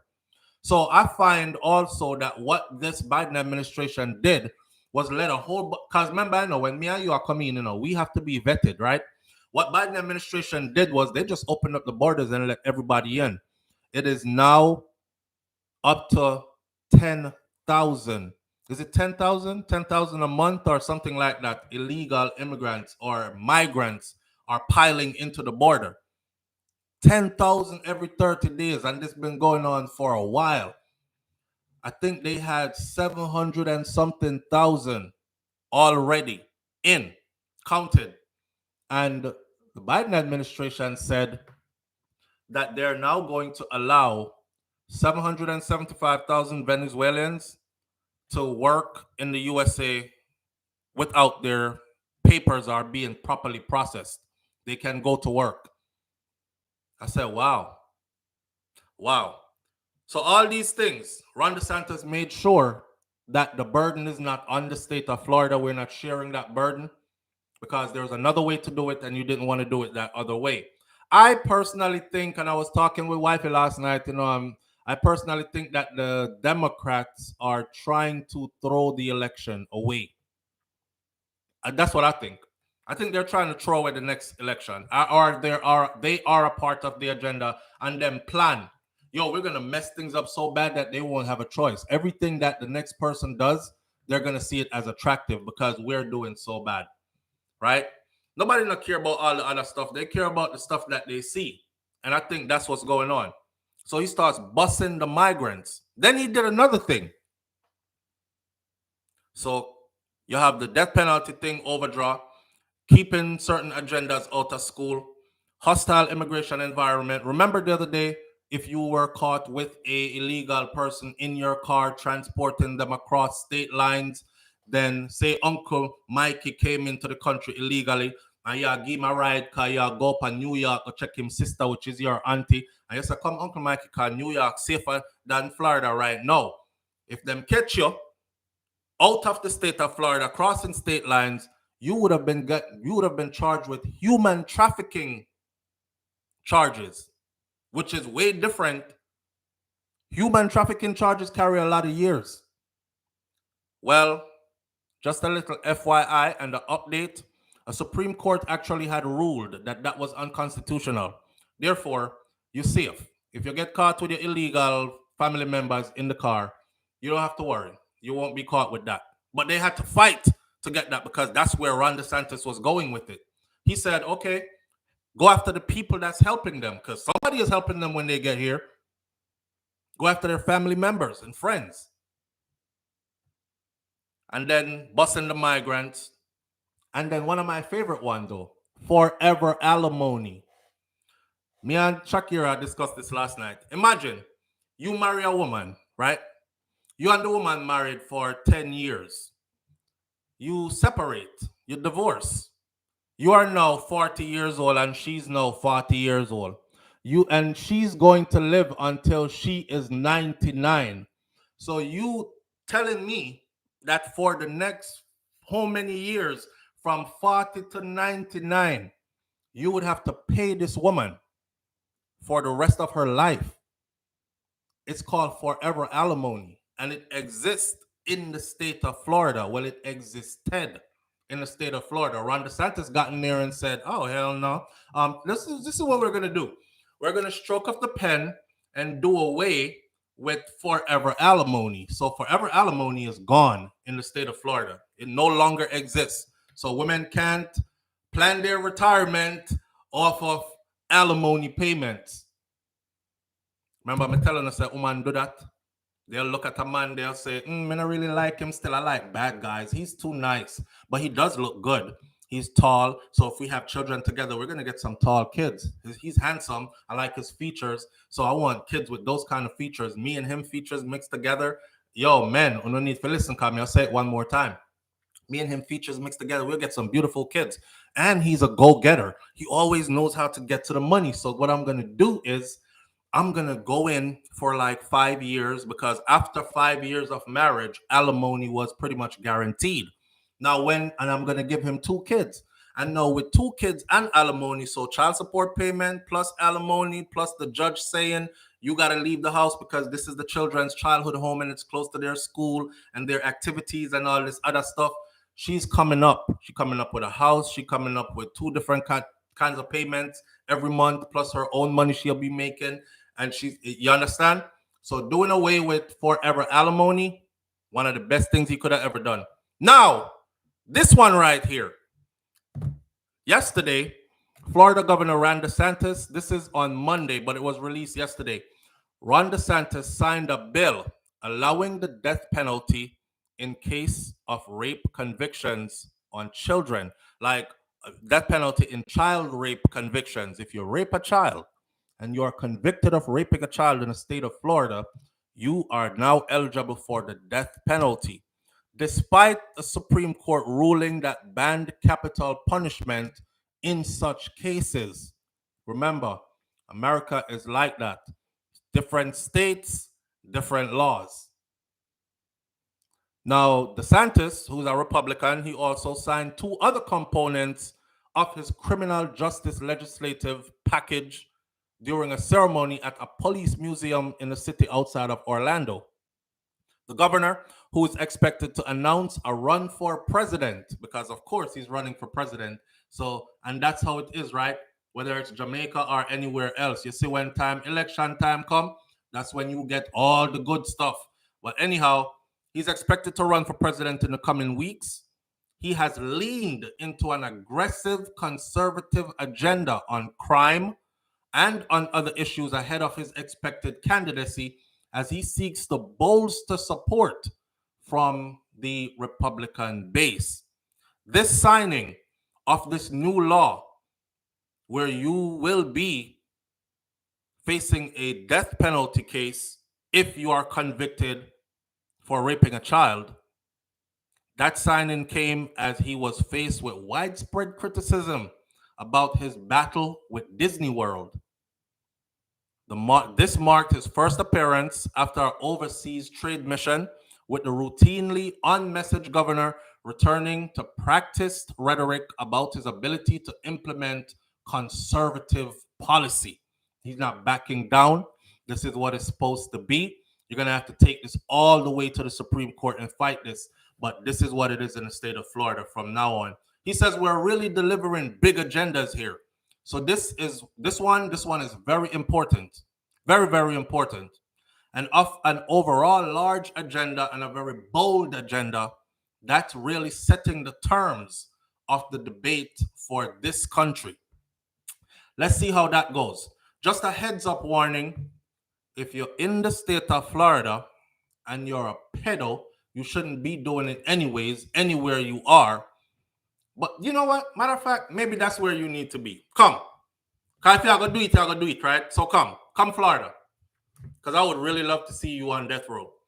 Because that's what we've been saying all along. People who do that kind of stuff, they need to be put to death. How many times have we said that? Yo, them people that need for dead. Why them I carry them go to prison? Even if they go to coffin and grave. Here we have it. Here we have it. So shout out to him. The next one on the list this morning, Jamaica need a law like that. Inga baby. This is, you know what, Inga? The funny thing is, you say you slip and pull the trigger, maybe get an ear, but you can't slip and make a mistake and rape a person, let alone a picnic, the buffalo, so the rest. Absolutely. Absolutely. So here's the thing. He would vote for Trump over him. He's not going to win. I would vote for Trump over him, Inga Baby says. But that's the thing. And this is what I'm telling you, that it looks like they're handing Trump the presidency in 2024. Y'all don't see what's going on? Remember, I know enough of always come back later and say, boy, so flow, me no know how you did see that. Boy, you come in like you're a prophet. No, we've been discussing it all along. I'm showing you all the lines that are put in place right now to basically, you heard what you just said? You just said, after all these things this man just do, you just said, yeah, but I prefer Trump over him. I'll vote for Trump. It's all lined up. Live through Erica TV. I think it's all lined up already. Did y'all see Trump do a speech? Matter of fact, a judge gave him a gag order, a partial gag order the other day for social media. Did you see Donald Trump made a speech about Joe Biden? The man get up on stage. I said, if I don't have a filter was a person, this guy get up on stage. He said, and he that guy, he can't even find his way off of the stage. No, I kid you not. I kid you not. Look, this is him. This is he. And the crowd is erupting, laughing, right? Me, I laugh too, because Trump is like, this is he. He gets up, he says what he has to say, and then when it's time to leave, he's like, oh, where am I? And he goes the wrong way. And the exit is over there. He's not lying. It's true. And as much as I wanted to say, yo, that's wicked. If you're gonna make fun of somebody who's going through like Alzheimer's, dementia, early onset of or whatever early stages, that's wicked. But if we see that that's what it is, why would we have a person that's a president in that space? Shouldn't he be removed? And shouldn't somebody else be put into place? Huh? Do you want a president who doesn't know how to exit the stage after them cueing me in already? I remember the video. I showed you all a video on here. Biden got up and made a speech. And when Biden was done making the speech, the man turned a sharp 90-degree turn, like soldier, goes over to an empty corner and stuck his hand out like this. And he stood there for a good couple of seconds like he was waiting for somebody to shake his hand. You know when he moved? He moved when somebody on the other side said, this way, Joe, this way, over here. And he went, oh, turn that way there. I walk go I walk go over there. This way, Joe. Joe, hey, over here. That was the first red flag for me. Usually I'll be like, man, leave that man alone. That's how he talks. He's been talking like that. He rambles, then he gets on to what he actually is saying. Excuses me did I make for him. Because I've seen it now too many times. Something is going on with Joe Biden. That's just my perception. I think. I think. And to be honest, I haven't met one yet that is up in that age group that is actually all there, if you know what I mean. So it could very well be that. But hey, to me, I feel like they're handing this presidency to Trump. And because if that's the only contender, that's exactly what the people are going to say. They're going to say, I don't know. Biden is not intimidating anybody. He can't speak up for our rights. And he's definitely look like he needs to be, at home getting taken care of. He look like him need a home health aid attendant or something like that. Both of them need to go. Trump is suffering from dementia too. Devin Gale, but it is you know it's what it is. I don't want to get too deep because I don't want them come scratch my video and show up on my door. But you know what it is, right? The struggle for power between us and yeah, read between the lines. But I definitely think they're trying to give him the presidency though. What other candidate is there? What other candidate that is deserving is there? Ron DeSantis? You heard the people already say they'll prefer to vote for Trump than for Ron. So we're gonna see. Let's see how good of a campaign Ron puts up that the Republican Party, because right now as we speak, it is said that the Republican Party, regardless of the antics that Trump comes with, that is who they are backing for the next. He has his party backing to run as a candidate, regardless of all the charges and whatever else is going on. The man have about 26 felony charges or 33 or something like that. And they don't care. They're like, yeah, you could felony him to death. If you don't convict him, he's running. Live on the air with SoFlo. Good morning. Morning, family. How you doing this morning? Oh boy, you're low, man. You sound really, really, really low. Can't hear you. I'm turning up all my devices, and you are barely. Go ahead. Let me. Yeah, talk. Let me hear. Oh, man, sir, pertaining to the situation with Trump and DeSantis, right? Can y'all hear him? Pertaining to the situation with Trump and DeSantis. Uh-huh. Hey, can you hear me? I'm telling you to talk, and I'm asking the audience to type yes or no if them can hear you. If a lot of because I can't really hear you, but I have the speaker right to the mic, so maybe. Oh, Okay, Mr. Bram says you're one per the Buffalo, so you're muffled. Yes, I can hear him. Yes, I can hear him. Yes, I can hear. Okay, go ahead. yes, I'm sir, pertaining to the situation between those two candidates, right? Mm-hmm. I think if you look at America and its so flow, and if you look at a lot of these democratic states over the past few years, right? They've been run to the ground, you know? Mm-hmm. And I know that DeSantis is not popular amongst a lot of people. And let me tell you why he's not popular amongst a lot of people. It's not because they don't like him. It's because of what the legacy media has told them, such as the Fox, CNN, CNBC, or ABC News. What they have Yeah, told the whichever people legacy about him. media. Huh? You said it's just they're going off of what the media has told them about him. Yeah, but the legacy media. Okay. Yeah. And that has been Trump over the last couple of years. The legacy media has told them to hate him, and that's what they have done. But in the past year or so, I've seen where people have been more open to Trump because, listen, they see that Biden is even worse than him, with certain policies, etc. Now, for me personally, so Flo, going into the next election, I think America needs a change in general. So, based on a change, I would like to see the center. Somebody that's fresh, that's new, New. that's never been in and around the political atmosphere because Trump has been in it before. I don't want to say if he was the worst or if he was good because I always say being an immigrant so Flo, I'm only here for one reason, Right. And me care about Jamaica, and I've always said, pertaining to America, the American people have to know what they want. So it's not for me to say whether Trump did good or bad, you know.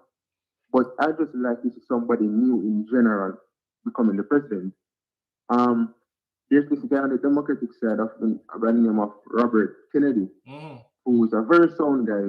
I've listened to multiple interviews with him, and you know what he is for is not what the American people would prefer, and it is not what the military industrial complex would prefer, and it is not what the pharmaceutical companies would be for. You know, they wouldn't want him. So I know straight out the gates he's Yeah, gonna be that name you just called, nobody don't know him. That's here. first. I mean, you remember, just like I said about the UIC in Jamaica, like if you're not making, you see what Trump does is Trump understands. Trump said this. He said, "I don't need to be smart and know how to do everything. I just need to be able to delegate, find the best people to do certain things and pay them to do it. All right, and it's done." So in that sense, Trump probably has good people around him when it comes to media. So with that being said, as much as he gets lashed in the media, if you think about like entertainment business, because believe it or not, politics, a part of it is the entertainment business, whether it's Jamaica or here, right? Don't you see the Jamaican politicians, them, they're cutting dub plates from their favorite artists when it's election time and they have their meetings. That could be like when we used to go and dance and we used to see Bass Odyssey, Kilimanjaro string up and go against each other. Dub plate, who have the wickedest Bujabantan dub plate. Yeah, better not have one like this. Real lot off. And, you know, it's an entertainment thing. And Trump understands that bad publicity, good publicity, all publicity is good publicity. And people usually think in a herd mentality. This is scientifically proven. People think in a herd mentality. Most people want to go where the crowd is going. So the more people he can get to say, yeah, Trump 2024, you see a lot of those people who are saying, I'll never vote for him, that's exactly where they're going to go, where the And I crowd is mean, going. They want to be no, a part of something that they feel is going somewhere. And they're working definitely. these And strategies. if you look across the board, a lot of people they've changed the outlook on Trump. I don't know on what basis they've changed it on, but I know that they've been saying that they would vote for him as of right now, you know. Mm, And as it took you so slow, America is in a state where the people have to know, the American people have to know what they want because so slow, if you look at even the immigration crisis, right? mm, I'm not saying it's not for me to say whether people should come here in the fashion that they come here, you know. mm, That's not for me to say. However, if it was supposed to happen to Jamaica, would I be happy? No. In mm, the way that it is happening, I would not be happy. Trust me. mm. Because at the end of the day, it falls down and the taxpayer are so low. Right. And when you live in a city and you look at the resources that are available to the legal citizens, right? Mm. When these resources dwindle down and you no longer have access to them, it becomes hard on you and it becomes hard on everyone because this is them are gonna start raise stuff. You get me? I say? Right. And I live in New York and I've seen videos so flow where it is bad. Trust me. It's not a thing where people make up and I say, oh, you know, real. It's not for real. Karen, And it's bad. not to cut you off, my brother, but may I ask Karen something? Karen noticed that she don't care. She'll never vote for Trump or dump. Uh, Explain to me in one sentence why you would never, because some people need to be reminded sometime. So for everybody on the chat right now, right? Election time comes around, you're there, you're ready to vote. Um, who do you vote for? Is Trump who you're voting for? Yes or no, and why? Why would you not vote for him? Let me see something. Let me see if who has short memory span in here versus who will never forget certain things and so on and so forth. All right, my brother. Yes, sir. Now, just before we go, you know, Mm-hmm. pertaining to Perry, I just want to say, you see, when you look for a leader, right, so Flo, Mm-hmm. there are many things a leader should be doing, and there are many things that they can't get accomplished in a term or two terms or whatever the case may be, right? Mm-hmm. However, when you look across the board in terms of China, Russia, and these countries, these people have strong physical and mental leaders. And when you look at Trump as a president, right, I'm not saying the people the foolishness with North Korea, you know, Mm-hmm. and whatever. But in terms of a leader of a country, leading them and, you know, being assertive with his words and making countries know. So listen, don't play with me. When you talk about the fair trade between countries, he wasn't for war as much as some of these current vying presidential candidates. You know, he was Okay. more about the finances and the money. You get what I'm saying? And just sorting out certain things at home before you work out certain things abroad. You know, such as sponsoring Ukraine and giving them all this money. That's not going to benefit the American people. So, you know, I think yes, it might not be perfect, but yeah, in terms of So leadership, you're saying it was a that very. you're saying that if you should vote today, make we wrap this up. If you should vote today, would you be voting for Donald Trump? I would vote for DeSantis because I just want to see a You change. would vote for DeSantis because you want somebody new in, right? You feel Yeah, like I just Trump want to been see there somebody already. new. Okay. Yeah. All right. All right. All right, cool. Manas. All right. Listen. Either way, right? Karen Notice says I might just not vote at all. Remember what we said about that, right? You know, there was a time gone by where people like you weren't allowed to read. If they caught you with a book, they would beat the black off your skin. If they caught somebody trying to teach you how to read, they would beat the daylights out of that person. Flogging, public whipping, cat o' nine whipping. And then there was a time when your people weren't allowed to even vote. Why do you think so much effort was put into making sure that you did not get on that ballot? So anytime I hear people say, I'm just not going to vote, well, then that means you will have nothing to complain about for the next 4 years or 8 years or however long that person makes it in there. I mean, if you vote and the person you vote for did not win, you could spend those next 4 years saying, I didn't vote for him.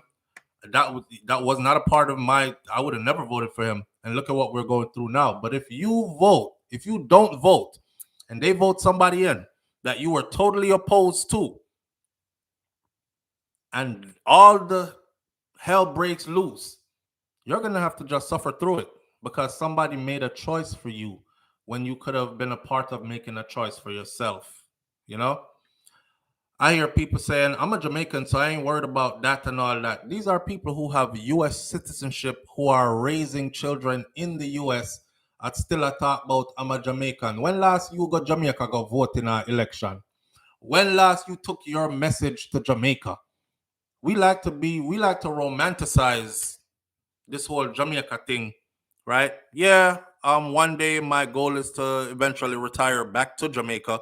Not retire, but go back home and work and live, and then live out my days there and visit the US more often than anything else because I have business here and homes here and all that stuff too.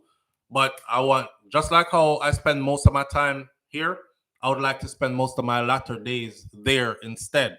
However, I can't romanticize that and be like, me a Jamaican, so me now vote a foreign because I'm a US citizen.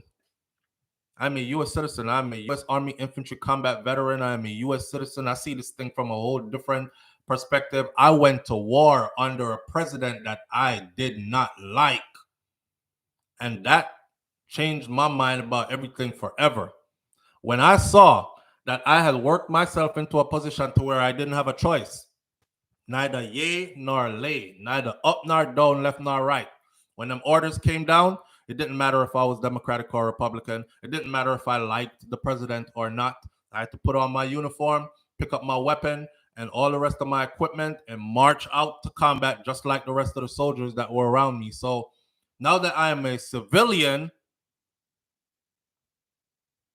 I think I should use my voice and say, or use my vote. I don't tell people who to vote for. And I never tell you who I'm voting for either. Right?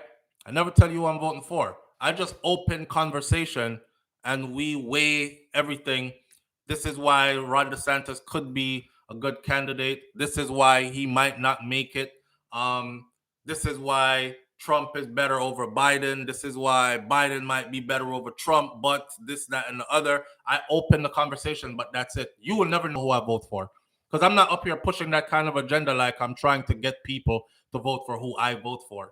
I believe that everybody should go do their own research, or we can help them through conversation to do research. And then you vote based on your own educated space, right? Somebody said they would never vote for Trump because of what he did.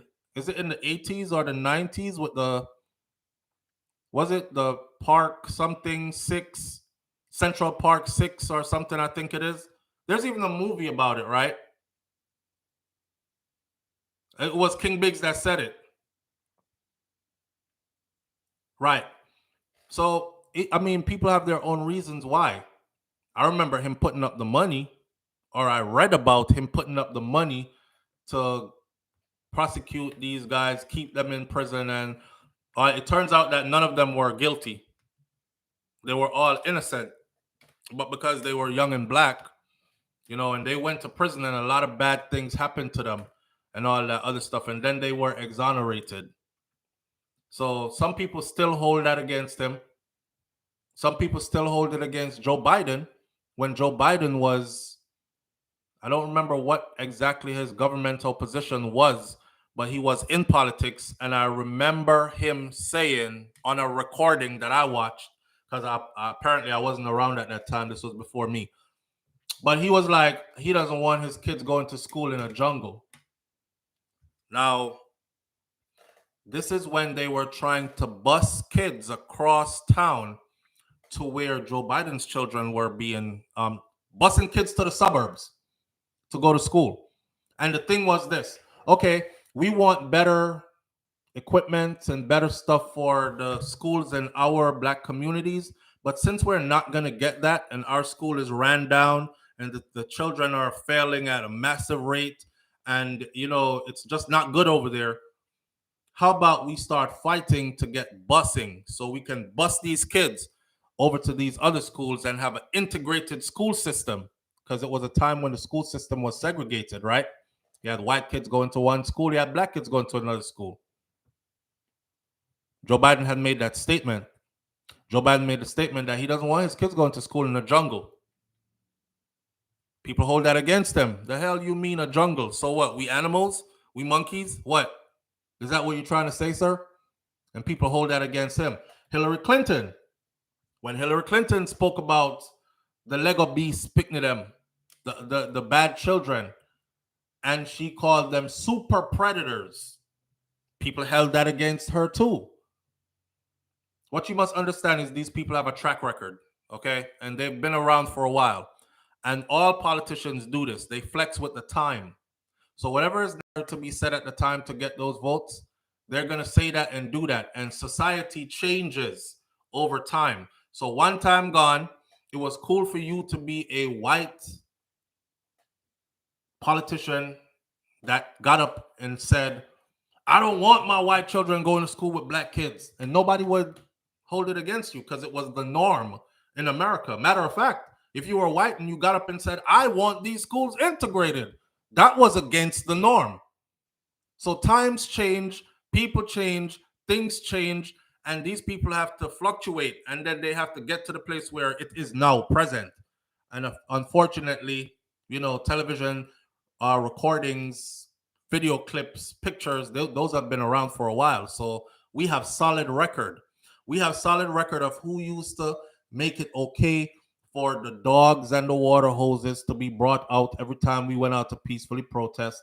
We have solid record of who it was that was in charge at the time when we were getting our jaws broken and beaten down in the streets just for simply saying, I just want to sit at the same table like everybody else and eat food from the same place like everybody else, right? You get spit in your face, they'll spit in your food and throw it across the counter to you and all that other stuff. We know who was for it. They're around today. They're around today. So, people have their difference on why they would never vote for certain people. But don't ever let it be about party. So, Flo, all of them are racist, so I don't understand why people are acting like they are not. Well, I wouldn't even say all of them are racist. I'm not going to say that. I'll let you say that. But what I will say is they're all humans. And they're all humans, they're all older, and they've all been through certain things. Some of us weren't here when those certain things was happening. And they all picked a side back then. Do we call a man guilty for the rest of his life? Because in the 60s, he was a gangbanger. And now in 2023, he's a reverend pastor preacher, talking about giving your life to the Lord and, being a good husband to your wife and being a solid stand-up father to your children. When back in the day, he was running the streets and every woman was a hoe and a bitch. and he was running up in everything and didn't respect anything. People change over time. That's what I'm trying to tell you. And if somebody changed for the good, then hey, especially if it benefits me, I don't really see your past if it benefits me. So at the end of the day, it's politics, man, and nobody is going to be perfect. You will not find that one perfect politician. They're all soiled up, but you're going to have to pick the better of the two. Not true? Are we forgetting that Trump is a supporter of communism? Dorothy T says that Trump is a supporter of communism. That's hard to tell. I don't know. That's hard to tell. What I do see is a trend, though, with Black Americans talking about, oh, we need Uncle Trump back in office because when he was in office, that money was running. That's all we cared about. I was getting $1,500 every month. You know what I'm saying? That little stymie, that little stimmy check. Yeah, that was doing it. I had some money. If that's what floats your boat, if that's what makes you give your vote, then so be it. Go right ahead, man. Live Through Erica TV says the land has to be governed. How you imagine if we had no government at all? What would happen? Of course, the land has to be governed. So there's nothing we can do to go around that. I saw the system set. King Big says, again, my 401k is still good. Yep, Audrey Wright, they are bought and paid for easily. That's the easy part. All he got to do, that's why I'm telling you that Trump understands social media today. How I'm going to grab the black votes? I'm going to appeal to the lowest black people. And that's what majority of us do. We back the lowest. Sexy Red is going to come out publicly and say, yeah, we want Uncle Trump back in office. And then he's going to pardon and free Kodak Black, who is obviously addicted to drugs and always has been. And it's just like, if you look at him, although he is an entrepreneur, I'll give him that. Kodak is an entrepreneur. He's a self-made millionaire at a very young age. But he promotes a lot of bad. He promotes the worst of the worst for our community. One day, hopefully, he'll get to a place where he's promoting good. But, he's doing good while promoting bad. And those are the people, while Trump just go down social media and say, okay, this one has 10 million subscribers. I need to get in touch with him. And once everybody sees them with them, they're like, oh, that's my boy Trump. I'm telling you, he real. He free Kodak Black. I'm voting for Trump. Once Sexy Red come out and say, oh, the money and the stimmy checks. Oh, yeah, I remember that. I want some more of them stimmy checks. We wasn't getting no money with Biden on the table. I want Trump back in office. Listen, the presidential election is not the most important election. Check and see in the city in which you live, who's going to be your governor or of the city in which you live. Listen, there was an election in my city, right, a couple of years ago. And it came down to a Hispanic man and a Jamaican woman. And I read the background of the Jamaican woman, and I was like, yes, because she was talking about there's nothing going on in the city. And for young people, and if you come to my city, there's really nothing for young people that's established. They don't have no clubs. They don't have no hangout places. If you want to go somewhere, young people want to go out. Young people want to associate with each other. Young people want to have a place to gather, multiple places they can go. None of that here. So she was talking along the lines of building these kind of things. And I'm over here thinking, yes, because now I can put events on, and we have to make venues available for young entrepreneurs who want to put on events and stuff. That's where she got my interest. Plus, of course, she was Jamaican already, but I had to go look, because just being Jamaican doesn't mean that you're going to have our best interest at heart, right? And just being black doesn't mean you're going to have black people's best interest at heart. Newsflash. So I looked up her agenda, everything lined up, and I voted for her.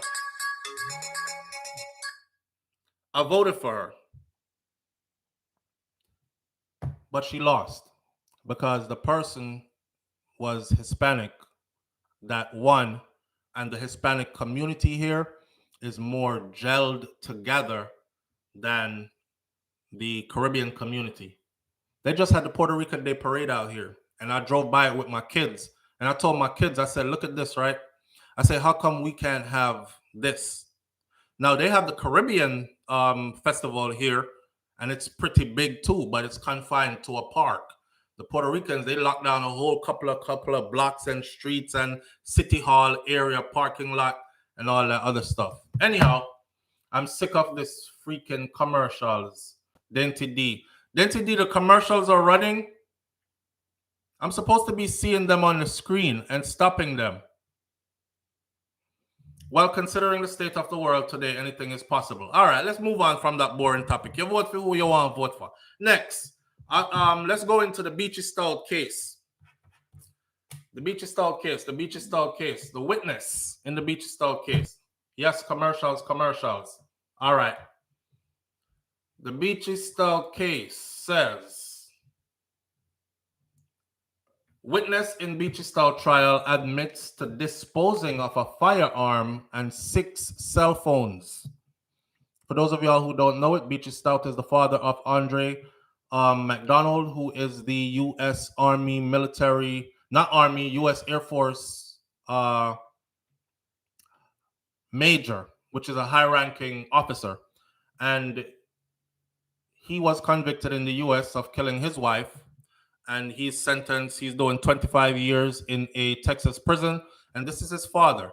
And his father is in Jamaica, and his father was also accused of killing 2 of his wives, his first wife and his second wife.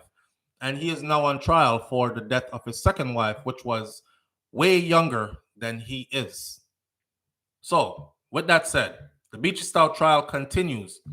This is a short piece. They haven't given the whole piece yet, but a witness in the trial took the stand in the Beachy Stout trial, and he testified that he was instructed to get rid of an illegal gun, and he was instructed shortly after he was instructed to get rid of an illegal gun and 6 cell phones shortly after Beachy Stout's wife was killed. The businessman called him and said, "Take this and do something with it." Remember, they were fishermen, right? So they go out to sea to get fish.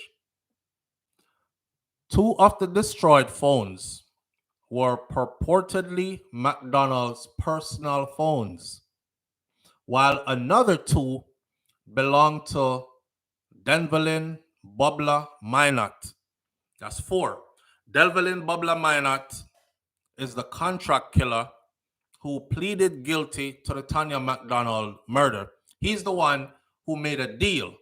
He's the one who went and told the judge, and he was crying, and he said, "I couldn't do it because she didn't know me too good." He's the one. So his 2 phone plus allegedly Beach's 2 phone and 2 other phones, 6 phones and an illegal handgun he was given to dispose of.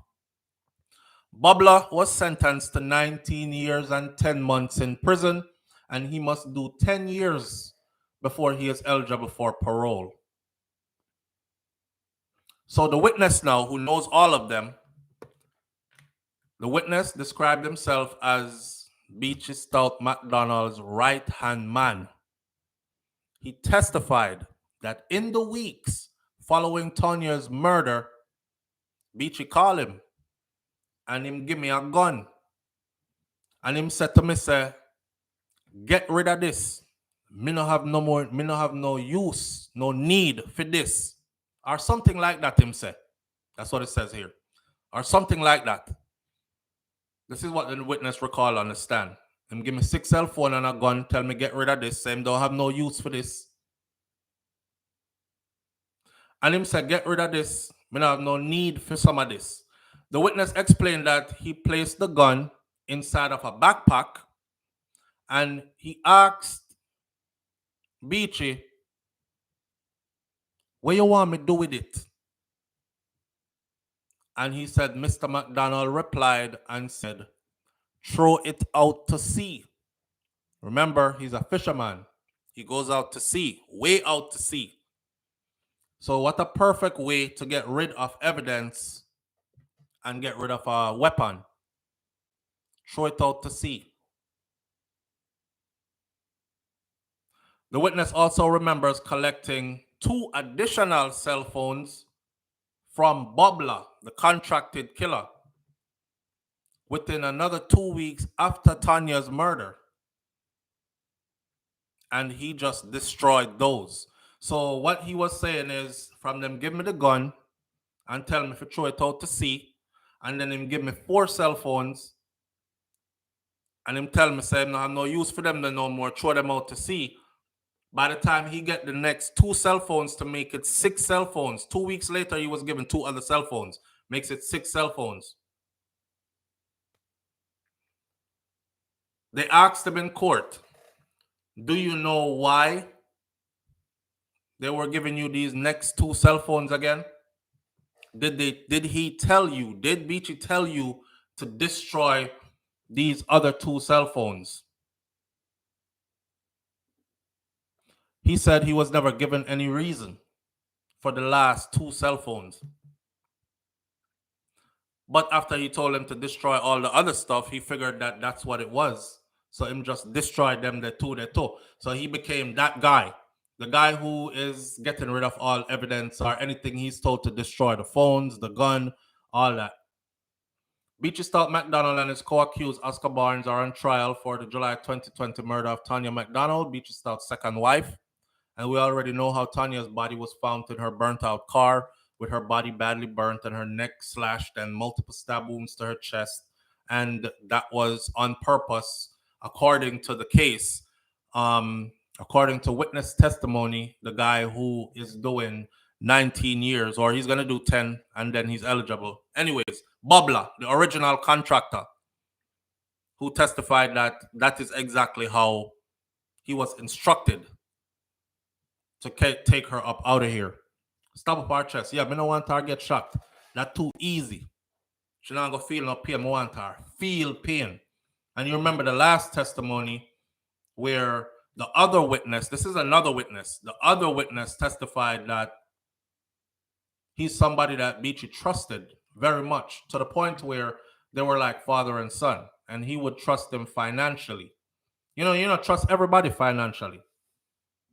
So he would trust them financially to even handle his finances, deposit money, withdraw money, and go take care of business with it, all that other stuff.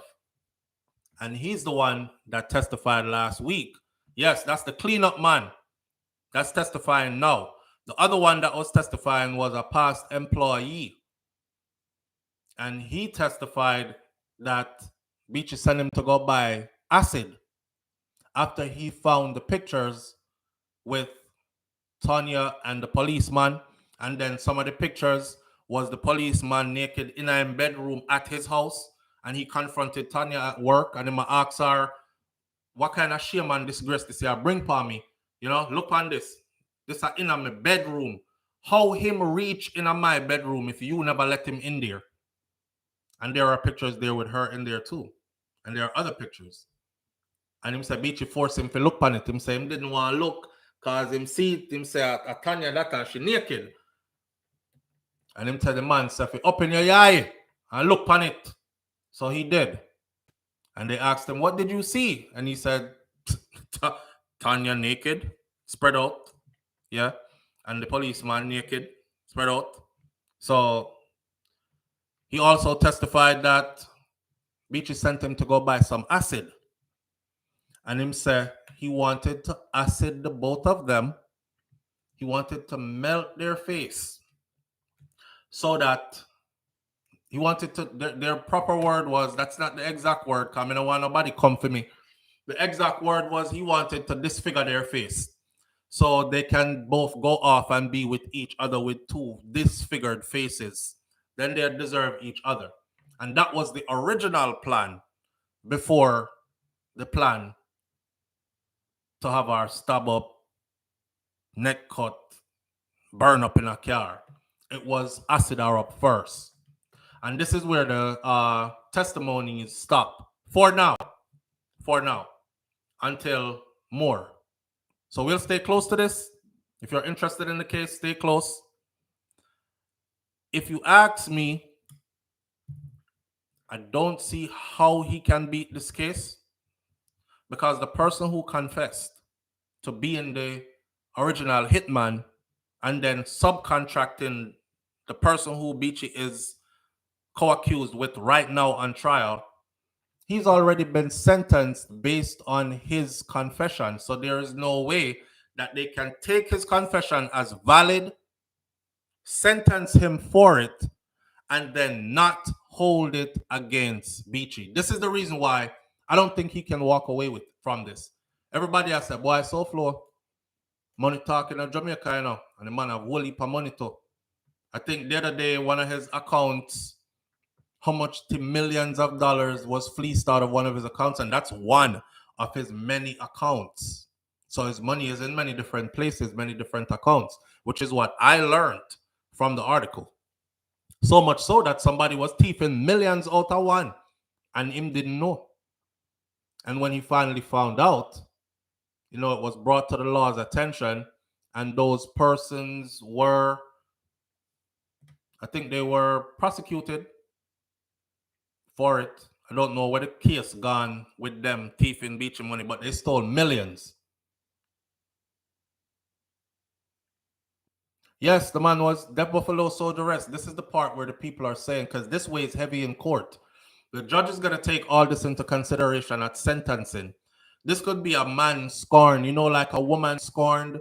Woman get pictures and a gal send you pictures and she spread out in your bed and your husband spread out next to her in your bed, in your marital home and all that.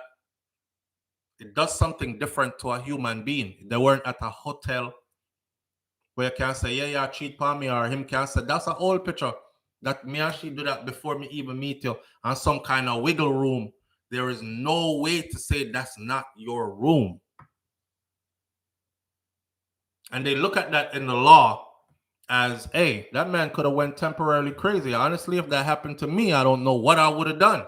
I can sit here and tell you I wouldn't do nothing, but when it happens to you, you don't know what the hell your reaction is going to be. Your home at the place where you lay your head, you know. Your home is the place where you're supposed to feel safe, you know. You lock your eyes and go to sleep and you go into an unconscious realm. That means anything could not happen around you.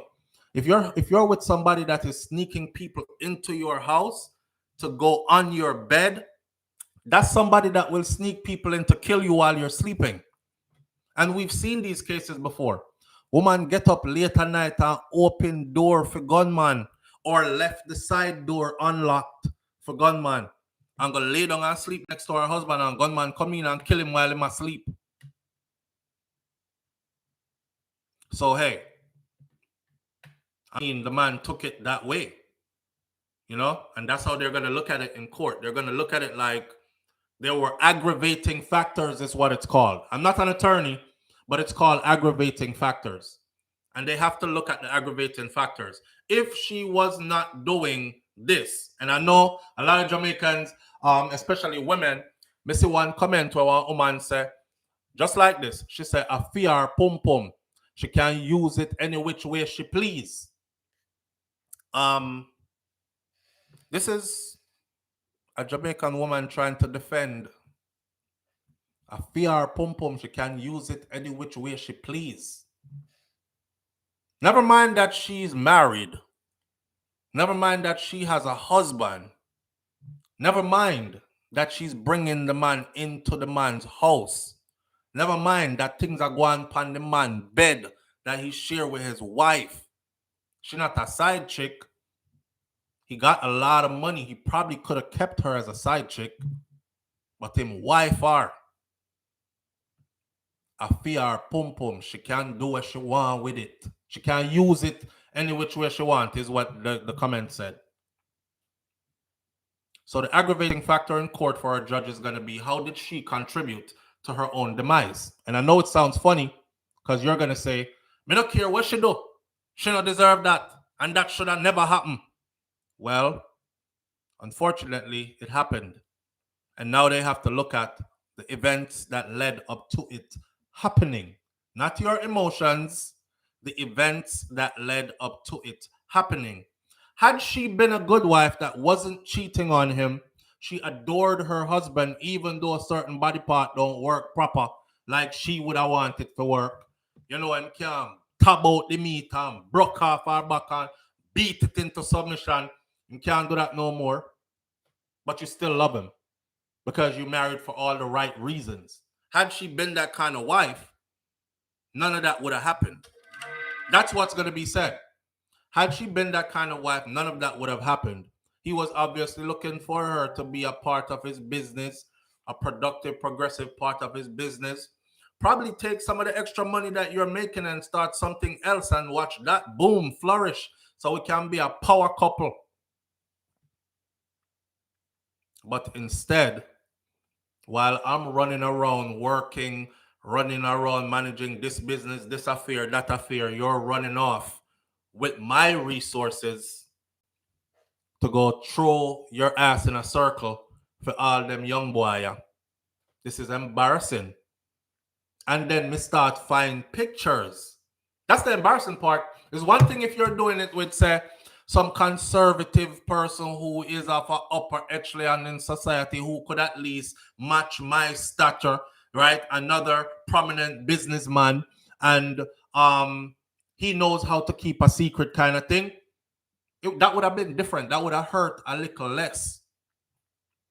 But yeah, throw around to all some bugo yaga boy and then you get to this a police officer and them man they laugh after me when them a pass and make joke after me how them in a me room and them in a me house and them in a me bed and old boy can't do nothing again.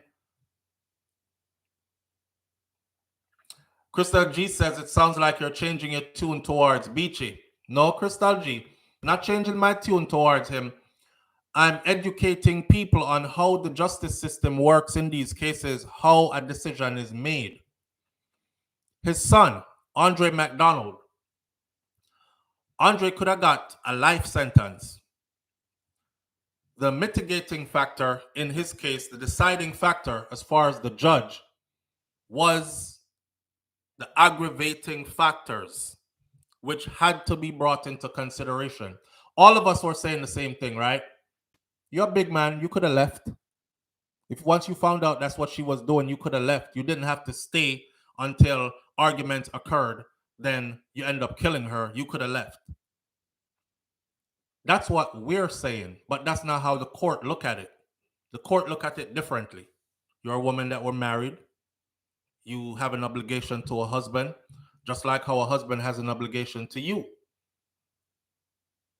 You vacated your obligations and you started acting outside of your marriage in ways that could cause the end of your marriage. Not only that, you were plotting and planning to move resources to start new life with somebody else, to this, that, and the other. And then you yourself as well was physically aggressive. Right? Those are the aggravating factors that could lead to way less time than we think he could get. Hey, listen now. Jamaica is a joke place when it comes to sentencing, you know. Don't y'all see that? You see Mama Christie, the pastor woman, you see she got what, 9.5 years? I don't want to speak about Andre Blackman Bryan today on this video. I'm gonna do, I actually already have it written all out. I write it upon one and I build them. I have it written all out. I'm going to do the Andre Blackman Bryan review one later on today. As me done with this, I'm going to jump on that. But let's say this. You will watch people go into court and you will watch the whole case. Specifically in Jamaica, you'll watch the whole case and you'll think to yourself, rotted, them find him guilty for that. Them find him guilty for this. Them find him guilty for this. They find him guilty for this. And then when the sentencing comes down, you're like, what? How? How did he not get 100 years? How did he not get 50, 60 years, 70 years? Man walk away with 9 years. And he must do 5 before he's eligible for parole. Man walk away with 15 years and he must do 19 years. Bobla the original contract man in the Beachy Stout trial. I keep telling you this. How do you go before a judge and describe so graphically what you did to a woman who did nothing to you? Because a man paid you some money and instructed you that this is how I want you to do it to her. How do you do that? Then go before a judge. You watch a woman neck get cut like how we slaughter goats, right? It's a human. Blood must have been everywhere. That's cold, heartless. And you get 19 years? And to make it so bad, it's not even 19 years because they add that insult to the injury and told him, we're giving you 19 years, but you're eligible for parole after 10. So all the man they have to do now is walk the straight and narrow in prison, probably go find the Christian group, go in there, be a part of the choir, start read Bible and fellowship with the Christian group, make sure some help clean up the place and all these things. Talk to the warder, them good, yes sir, yes sir. My apologies, sir. My respect, sir. Yes, sir. 10 years, when he goes before that parole board, they'll say, well, you know, Mr. Bubble has been a stellar inmate in here. He's a part of the Christian group. He's been that for the last 9, 10 years. The man has totally changed his life, and he is very remorseful about what got him here in the first place. We think he's rehabilitated. Off back into the world you go. 10 years for a crime like that. So yeah, a lot of us are looking at it and saying, Ross, Beach, you're going to get the rest of him life in a prison. I'm just trying to show you how, with the aggravating factors considered, his time, more than likely, is going to be significantly less than what we thought it should be or could be. Yeah. Trump changed time. Not true, Audrey? The Buffalo Soldier says that's why SoFlo always give the example of the truck driver that found his wife in bed. He was able to talk the driver down from being a hellraiser. Yes, I'll never forget him. And I always wonder about him. I think him called me one time after that. And him said, SoFlo, remember me? And me are the one where did call you about the truck something. But I haven't heard from him in a long time. And I always hope that he's okay. Always hope that he's okay. But that could have went wrong, like all wrong. The man go back outside and he went for his firearm. And God make it so that that day he didn't walk into the house with his gun on him. And he said he usually walks into the house with him gun on him because you come home, you lock up the truck, you take out your firearm, you put it by yourself, you carry it going out of the house, you lock up your vehicle and you're home.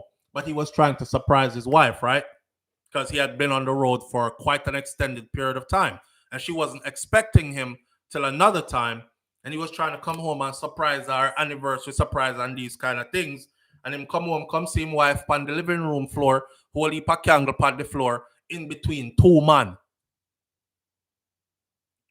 And him say him do a beeline, go back outside for him gun, break down in his truck, start crying. And he said he knows if he go back in there, he's killing everybody. So he calls my phone. And I so happened to just pick up the phone that day there. And it was that call. I'm there. I talk to the man the whole time. I'm telling him, don't go back in the house. Just stay in the truck, start the truck, and drive. I don't know where you're going to drive to, but just drive. Drive as far away from there as possible because what you're about to do right now is going to change your life forever. And I'm glad he didn't go back in there. But we don't know how we're going to act. We can sit up here with all our human pride and talk about, cha, me not fight for no girl. Or cha, me fight over man. No, sir. All when me catch me in the bed with one girl, me a walk out. That's what you say now. Until you done work your ass off to make your family be a happy family, and you done invest so much of yourself and your time and your resources into this, and then somebody violate you in this way. You know how sex go between man and woman. Juice is a fly everywhere, my friend. Yeah? Sometimes she lay down and you do it, you deal with it right, and she get up from this one, is a big wet spot on the bed. And you tell me, sir, you have such little respect for me that you are gonna lay down and create a puddle on my bed with a next man, and then have me come sleeping at the same spot. Nah. I think I know how I might handle it. I would walk away. But walking into a situation like that or catching pictures where you can actually say, that's my friggin' bedroom. And she naked. And the boy in my bedroom too. That's a whole different ball game. Whole different ball game. Right? So yeah. We're going to stay close to the Beachy Stout case.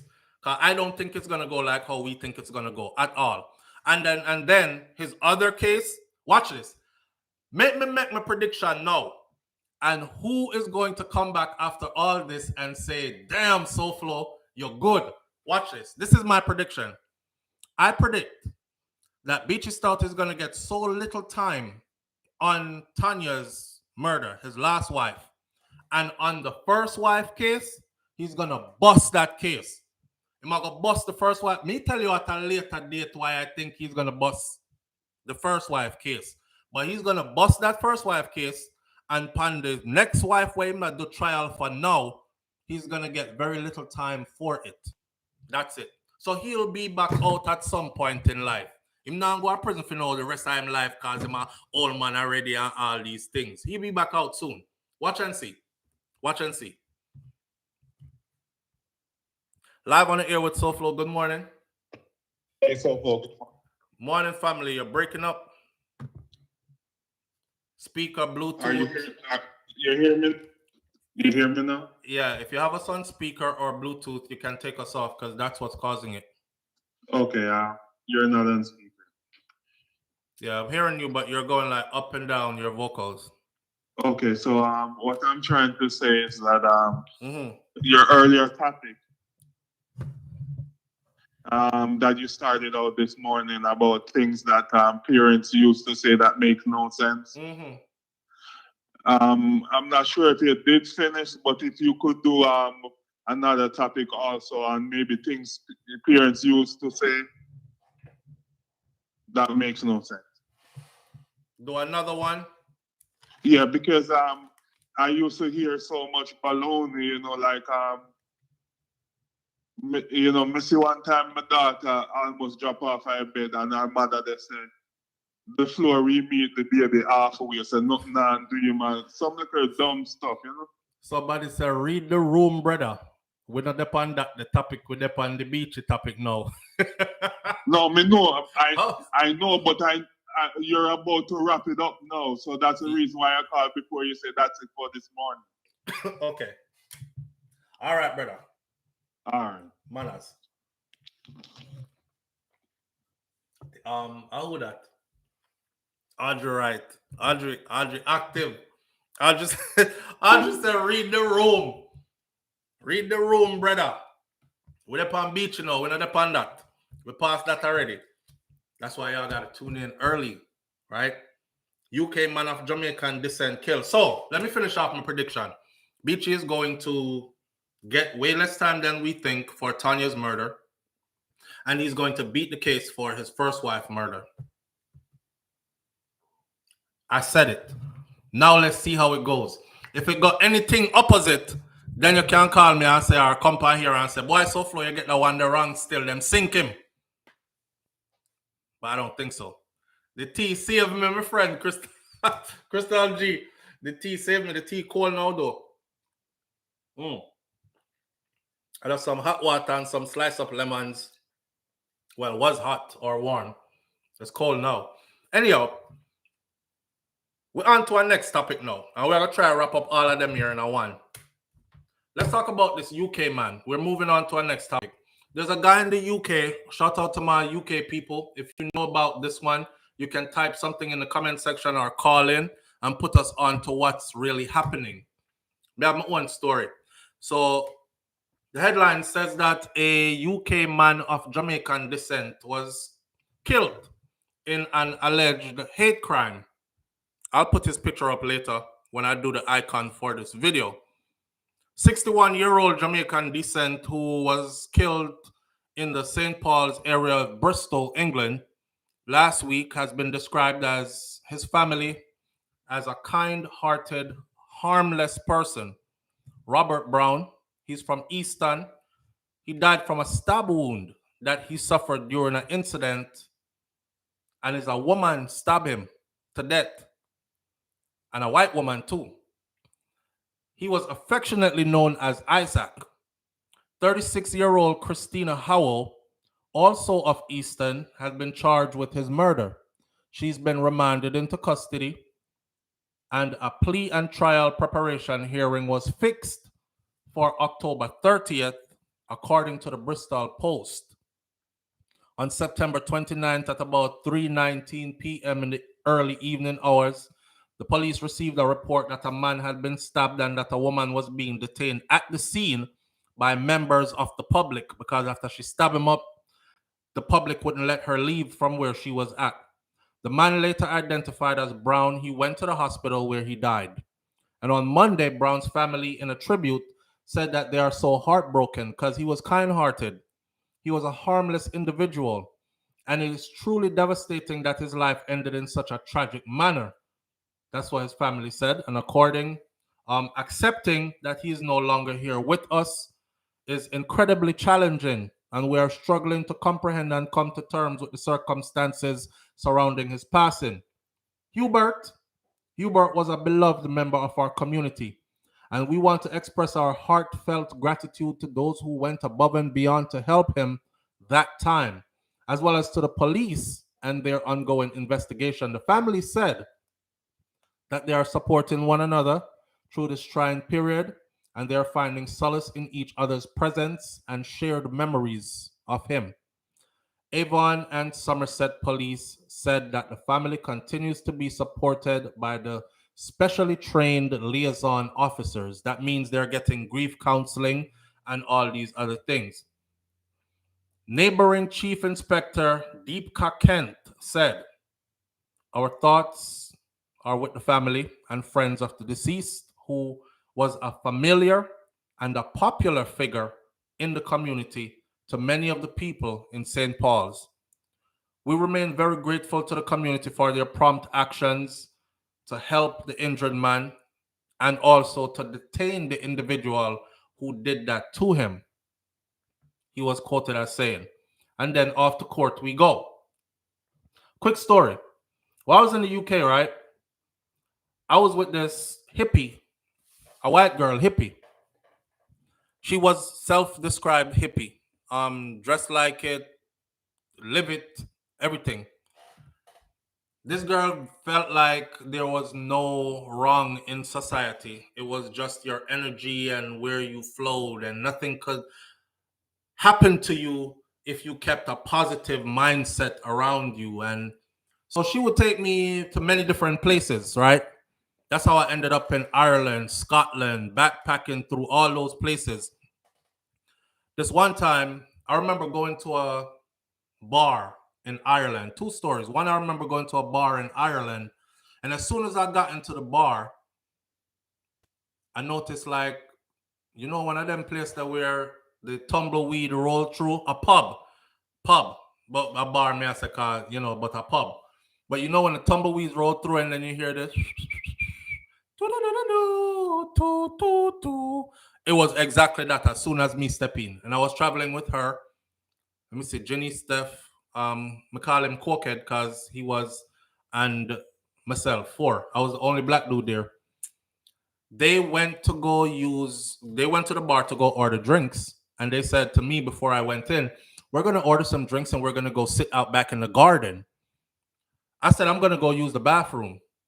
So we split as soon as we went in, because we've been on the road for a while, right? So I want to use the bathroom. So as soon as I walked in, everybody stopped and every friggin' eye hit me. Like they stared at me. And I remember feeling like, okay, this is uncomfortable. I don't think I'm supposed to be here. I started praying out.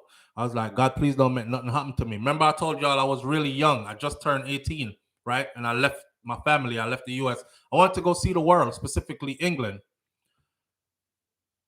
I'm in the bathroom peeing, and they're out there ordering drinks and taking it out to the garden. So I'm supposed to meet them in the garden.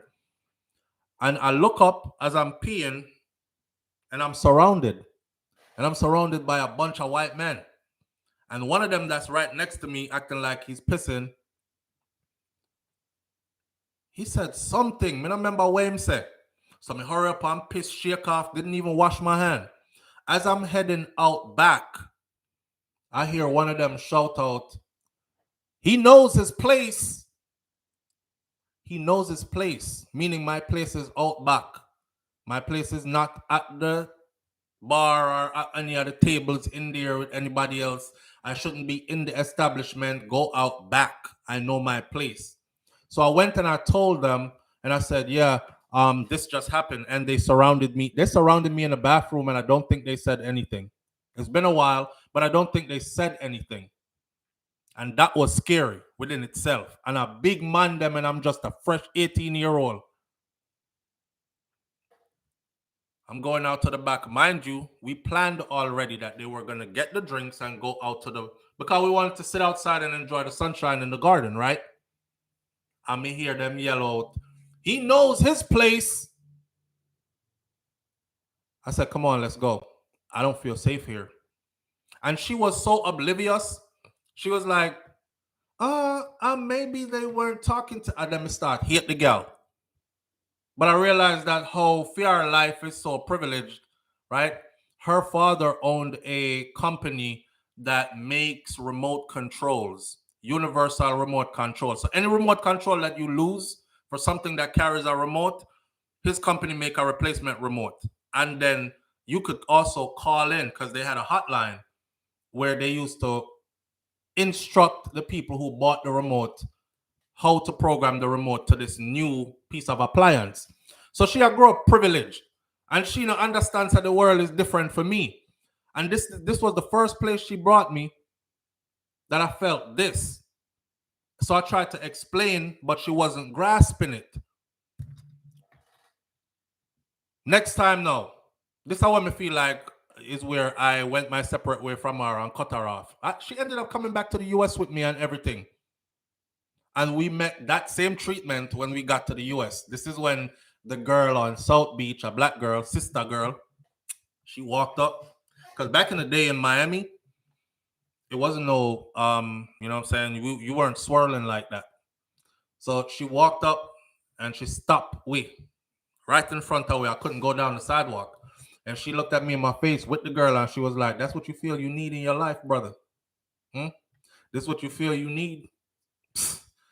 And walk off. So I went home and I told my mom. And then I started treating her different because I was young, didn't understand nothing or whatever. And I just didn't want to have to go through that. So my mom said, listen, I don't care if she's black or she's white. She's a girl. She's somebody's daughter, just like me. If you don't have the best intentions for her here, send her back to England. So I did that. I had a talk with her and I said, it's not going to work out here for us because the hostile environment and all this other stuff, you know, and she went back to England. But the second time when she bring me into danger when I was in the UK, some Battersea Park, this girl decided, let's take a shortcut. She's the kind of girl who build up some long skinny spliff and go off into the woods and she want to hug a tree and she's like, oh, Mother Nature, you know, them kind of something there. She's like, let's take a shortcut, go up through here and we'll get to where we're going like really fast. So I told her, I was like, come on, let's go. You know, I'm on an adventure. I'm going through the park, right? And the first thing I noticed was what looked like what I saw as skinheads in movies in the US. I just seen a group of them same people there. Y'all remember this movie back in the day? I don't remember the name right now, where he told the dude to bite down on the curb and then him stomp him head back in. Y'all remember that movie? Somebody remember that movie there. Drag my memory or say it so other people can go watch the movie. But it was exactly those kind of people I saw. A big group of them way in the shortcut area where nobody else is at. As soon as I seen them, it was like seeing a lion jump out of nowhere. Every hair upon me stand up, which told me, is it higher learning? Asarin Odetta says it's higher learning. I think y'all need to go watch that movie to understand what I say. I had never seen these kind of people before in person. I saw them in a movie. So I thought they're dangerous. And I hope I never run into them. Here I was, this oblivious girl. And when they hear them stand up on my neck and I tell her, I said, hey, we're in danger. Just like that. I said, we're in danger. And she was like, why are you saying that? I said, over there, that looked like a group of skinheads. She was like, they won't bother us. As soon as she said, they won't bother us, I heard, oi, fuck, something, something. The gal said, run. And she's the calm kind of person who never would ever say run. When she said run, me take off faster than she, and I didn't know where we were going. And me just a run.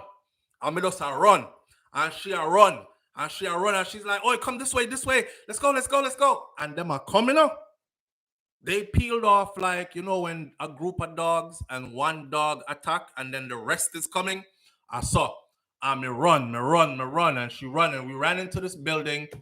She boomed on a door. They opened the door, let us in. It was her people. They were expecting her. And then closed the door. And then we were telling them, me in there. You see, when me done go, I cuss her, you see? I cuss her. I told her how stupid she was. I told her how she feel like said the world revolve around she and fear kind. Me tell her whole life is very different for people like me. Me tell her say me I got done with our company. I cuss her. And then we ended up, you know, making up being friends, and she ended up coming to the US, and I got the same kind of treatment here in the US being with her. So I sent her back to the UK. But true story. So a lot of people will hear me say stuff like, yo, when I went to the UK, they were telling me in the US, you're never gonna, you'll be back. You'll be back in like 2 weeks, if that long, because ain't nobody over there that's your kind. And when I went, and I eventually got to London, Southwest London, and London in general, and I seen how strong and thick the community was, and I heard a different kind of British accent. Because living in the US, you hear the accent through television. I heard the accent from my cousins who lived there, but they actually sounded like the people on television. So they weren't giving me the, so what you saying? And the yo, and you know what I mean? And in it, mate. Them never give me all the antics, and you know, it's be a big batty girl's gonna be there tonight, you know, blood. You going, you them, and the pot was so mixing of the English, and I started feeling like this is where I need to be. I love that kind of place here. And the people them who said I'll be back in no time, they have no idea. So I felt like I was seeing the world, breaking up stereotypes, and seeing stuff for myself, because only the people who don't know could say the things that they were saying. But I know now, foot on the ground. Little did I know that all that racism was there, and that the skinheads them at the time, they used to hang out, black Doc Marten boots with red laces, right? Skinny jeans, roll up foot, cut off sleeve, pant shirt, skin ball head. I had my fair share. Kaz says that girl was leading you to your death. And she wasn't doing it on purpose. She was leading me to my death with all good intentions. But you see, from around people, and I explain to them certain things, and then they're not grasping it, I just leave. Because you can't be around me and not understand my plight on earth. You can't be taking me to certain places, and you know, say it's likely that something could happen to me. And if you say the big highway street, something high street was the other way that we were supposed to walk to that apartment. And when I seen it, because we were leaving the apartment going back, I'm afraid, you know. But when I seen the big old high street, it's called buses and cars and lots of people, and I'm like, why the hell this girl bring me up in the some little dirt road we gone up in the back of some park and through some woods? Why she brought me up there for? And for a second, I did think she was trying to sacrifice me. Cause you don't know. She probably wanted to feed me to her brothers or to the brotherhood. That's how I was feeling. So we didn't talk for a while, but we ended up talking back. She was such a good girl, though, man. She was begging too. She was like, I'm so sorry. I'm so sorry. I don't know how many times I have to apologize. I'm so sorry. I won't do it again. I'll pay attention, yeah? She'll pay attention. She won't do it again. She's so sorry. I said, okay. So we started talking again and then end up in the US. And she wasn't here for too long. Hey, one of the things that will make me turn her back to is, nah, lie. That incident was one, and I was feeling uncomfortable, so I started treating her differently because I would go out and leave her in the house. And my mom would see it. My mom would be like, damn. One day she did have her period, and she got use the toilet, and the toilet seat bloody up. And that was the breaking straw for me. The toilet seat bloody up, and she get up and come out of the bathroom and left the toilet seat bloody up. And I walked into the bathroom to go use it myself, and I saw blood on the toilet seat, and I went off. I went off. And that was the end for me. So it was time for her to go back to the UK, but we didn't leave on bad terms, though. I said her hygiene is not up to par with me. I mean, I make excuses. You know, when you're ready to leave somebody, nothing them do is good. And all the things that you were okay with before suddenly is like the worst things in the world. All their jokes become corny. When you're ready to leave somebody, you know, all them jokes become corny. Stuff that used to make you laugh till your belly hurt you. You don't even bat an eye at it no more. Now it's just damn annoying. Could you shut up? Yeah, geez, you just keep going on and on. I have them over there like, oh my God. The things that were cool before, if she go in the bathroom, she up on her menses that time of month and me see something on the toilet seat, I would have called her. I would have said, yo, you need to clean up the toilet seat. You want your period, you left something on the toilet seat. And it would be just that, nothing else. Can happen. But make you ready for left. You're nasty no blood. Yo, your hygiene low. Look at your blood at the toilet seat and you leave it in there for somebody else to go see it. Nasty. You a nasty person, man. They didn't teach you hygiene when you were growing up? Basic hygiene? You tell me, so you probably didn't even clean yourself properly, huh? Because how you wipe and look around and didn't see that, you know, you start go off. you're ready to go. You're ready to get rid of them, or them ready to get rid of you. So I go. I like the bit with good intentions. Yeah, she with good intentions. She was leading me to my death. No, they don't, and they didn't teach it. The buffalo sold the rest. Well, if you love somebody, you will teach them it. Cause we're not born knowing everything, and we don't all come with the full package. So sometimes, like me see a girl, I kiss her man yesterday, and she kiss him, mwah, and him kiss her, and she was like, "Oh, what is that smell, babe? What's that? Come here." And hear him. He said, "That's you."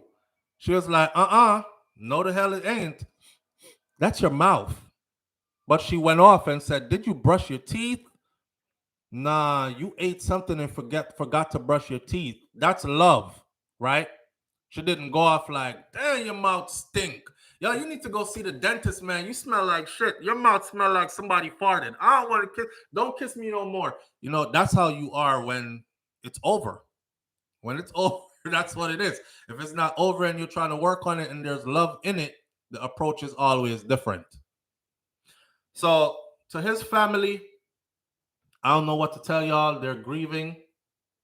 They're grieving, and because they lost a loved one. But you know, it can go down at any time in foreign. You know, that's him. That's him. And the authorities in the UK are saying that they believe that it's a hate crime. that was committed. I don't know why. Maybe they heard some derogatory slurs that were used while he was being stabbed or something like that.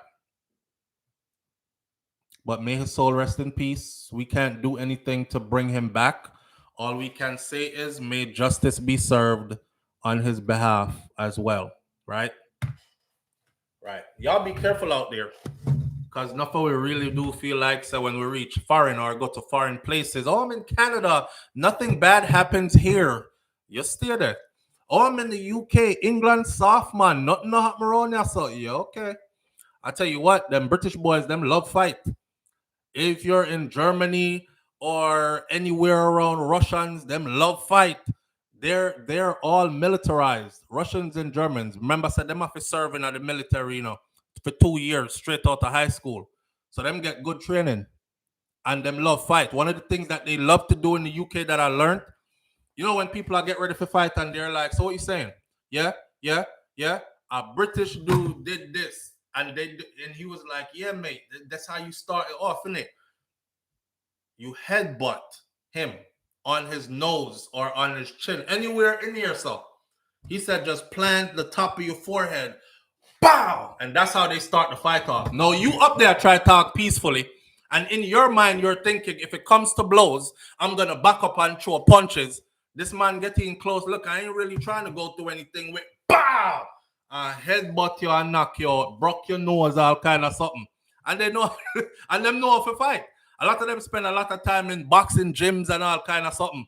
Yes, I don't want nothing with none of them. And I'm in a place where I can't carry my firearm either. I'm cool. I'm cool. But tread lightly when you go to these places.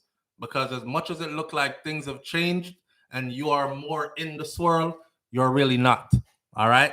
You still go try to find your own people and to be around. I encourage you. Shout out to those Shout out to the Caucasian Europeans, though. A lot of them are very different from Americans, as in they'll actually fight to defend you, and they're actually really not with it. You know how in America, your friends at work that are of the other persuasion, they'll be like in your face. They're like, "Oh my God, that is so wicked," or "That is so bad," or "Why are they saying that? I hate that. I hate racist people." But when them leave your company and they go home and they see something happening to your kind, they don't bat an eye. They don't care. In the UK, I discovered different. You see, your white brother now, he's probably linked into your family somehow, some way. I maybe didn't know your mother from him, did little and I grew up and everything like that. But then we buck you and bust your nose for them black people. They'll be like, who you talking to? You talking to my brethren like that? And start fight you too for them. So, everybody that's like that. But you want to be around like-minded people. That's my advice. You want to be around people who will come to your defense.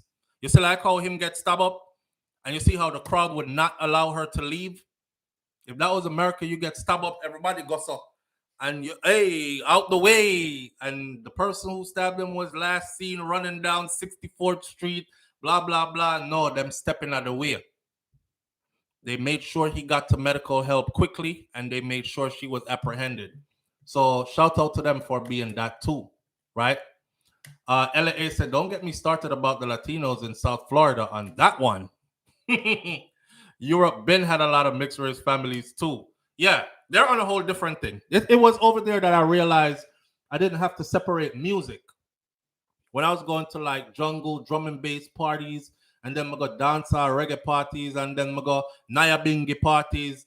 Nyabingi is where they play like the Nyabingi music and dub sessions, right? Dub out the reggae and these kind of things. And then we're going to garage parties, funk and soul parties. Them split up the genres of music to have that specific party. And every one of them I went to, the crowd was so thickly mixed, you couldn't separate. It was evenly mixed. It's not like in the US. If I go to a certain area in a certain club, I already know what. It's going to be like 99% of my kind in there. If I go to another area, I know, well, I'm about to be the only fly in the buttermilk. It's not like that there. So, yeah, they're a bit more ahead when it comes to that. And yeah, don't get me started with the them people there in South Florida, especially the Cubans. Especially the Cubans in South Florida. Once them Cubans are light enough to pass as, it's on for you. It's on for you. All right. One story for the morning, our last story for the morning, is the Prime Minister Andrew Holness gives rewards to, he's celebrating the students who are called now student heroes at the BB Coke school beating incident. I can't show you the video because it's violent, but I can tell you that a student was beaten unconscious. And the student was beaten unconscious because he allegedly stepped on another student's Clarks. That's why I said earlier, should we ban Clarks and other apparels from our schools? And I don't remember who said, don't ban the Clarks, ban the violator, ban the person who did the beating. Fifield said, yes, so true, so flow. They would come to your defense. I've seen it with my own eyes many times. Yeah, man. They really don't separate. They really don't separate. You know, you go over them yard and you're like, yo, that's your sister. I never seen your sister before, you know, your sister bad. The man don't have no qualms with you talking to him, sister. He'll just be like, you think I want you to take my sister for food? You know, man, like you have enough gal out the road, you know. I don't want you taking my sister for no food. You my brethren still, and I don't want to mess up our relationship. I'm like, nah, blood, I really like your sister. I would have started a serious relationship with her. And he was like, go ahead then. Then I have no problem with that. And same thing, vice versa. Them come at your yard, them see your sister. Oh my days. Yo, your sister's bad, you know. And I like her vibes and everything. And I'll treat her good and whatever. And they go. And they're that's how easy they just gel into each other over there. Majority of them. It's a big different scene like in the US where, oh, that's who you with, but you can't meet her family. And her family don't want to meet your ass. And you better not be that type because her daddy is certainly going to kill. Yeah. Sometimes we have to laugh, right? Life is for the living. One thing UK youth them talk plain and straight, no filter. King Biggs. Yeah. It's big batty girls gonna be there tonight, you know, blood. Yeah. You going? I love hearing the patois mixing with the British accent because what it tells me is that my little butt with Talawa up here, so that little butt with Talawa here is really little butt Talawa for real. I don't know if you ever heard some of them accent that from all South London. It's really like you would have swear that everybody have Jamaican background. You would swear everybody have Jamaican background. Even the white kids. That's exactly how they talk. And you're like, either that 1 year visit Jamaica a lot, or them have one Jamaican nanny, or something. But them they're on some Jamaican. And it turns out they have never left the UK. They've never been to Jamaica. And they don't hang around specifically Jamaicans. It's their environment. So Jamaica is that impactful. Was the reason why everybody was like, you going over there? You'll be back in no time. I'll give you 2 weeks the most. 2 years later, I had to get that letter from the Queen at the Queen's request. At the Queen's request, because I wasn't leaving. At the Queen's request, you're ordered to leave the United Kingdom by such date or face deportation. I said, Jesus Christ. Even the Queen want me out of England. But I never knew that it was a figurehead. So anyhow, back to this now. Last story of the morning. The question is, let's start off first by talking about what Andrew Holness did. So here he is with the guys, with the boys. Right? Because when that youth get the beating, he was unconscious. There were no security personnel around to help. There were no teachers around to help. There were no adults around to help. It was these guys that picked him up unconscious and carried his limp body. There's a video of it, them carrying his limp body to go get him some medical help. And them I walk down the street, with the little youth body just dangling to go get him some help. So basically, the prime minister said, you know, you don't see stuff like this every day. What they did, because they could have left him there, but they jumped into action. They picked him up. They carried him to go get help. People are asking, so Soflo, which part yeah, King Biggs. King Biggs is right on it, but hold on. People are saying, Soflo, so where were the adults? Where were the teachers? Where were the security guards? Where were the adults? I said, listen, this generation, yeah, of vipers, the friggin' teacher them afraid. Once you see altercation start, teacher gone. I ain't trying to run down there as no teacher, and next thing you know, I'm on an obituary because one of them stabbed me in my neck side, or was trying to stab one of the other kids and stab me in the center of my chest, puncture my heart, or they were trying to. So no teachers wasn't there. They weren't there because they're scared.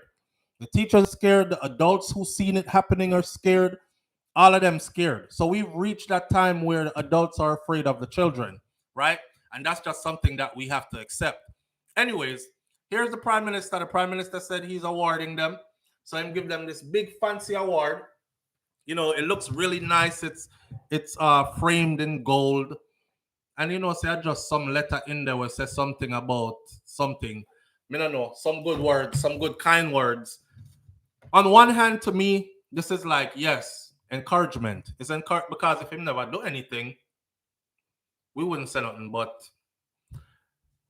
election time is near. And I can't help but to think of, me sorry, me have to talk it. Election, can me say whole heap of fight? I me say whole heap of youth pan video help the next youth. The youth where get beat up. And to see how Andrew Holmes is jumping in at this one, and he's marching down the street with them now, and they're flanking both his right and left side, and the cameras are.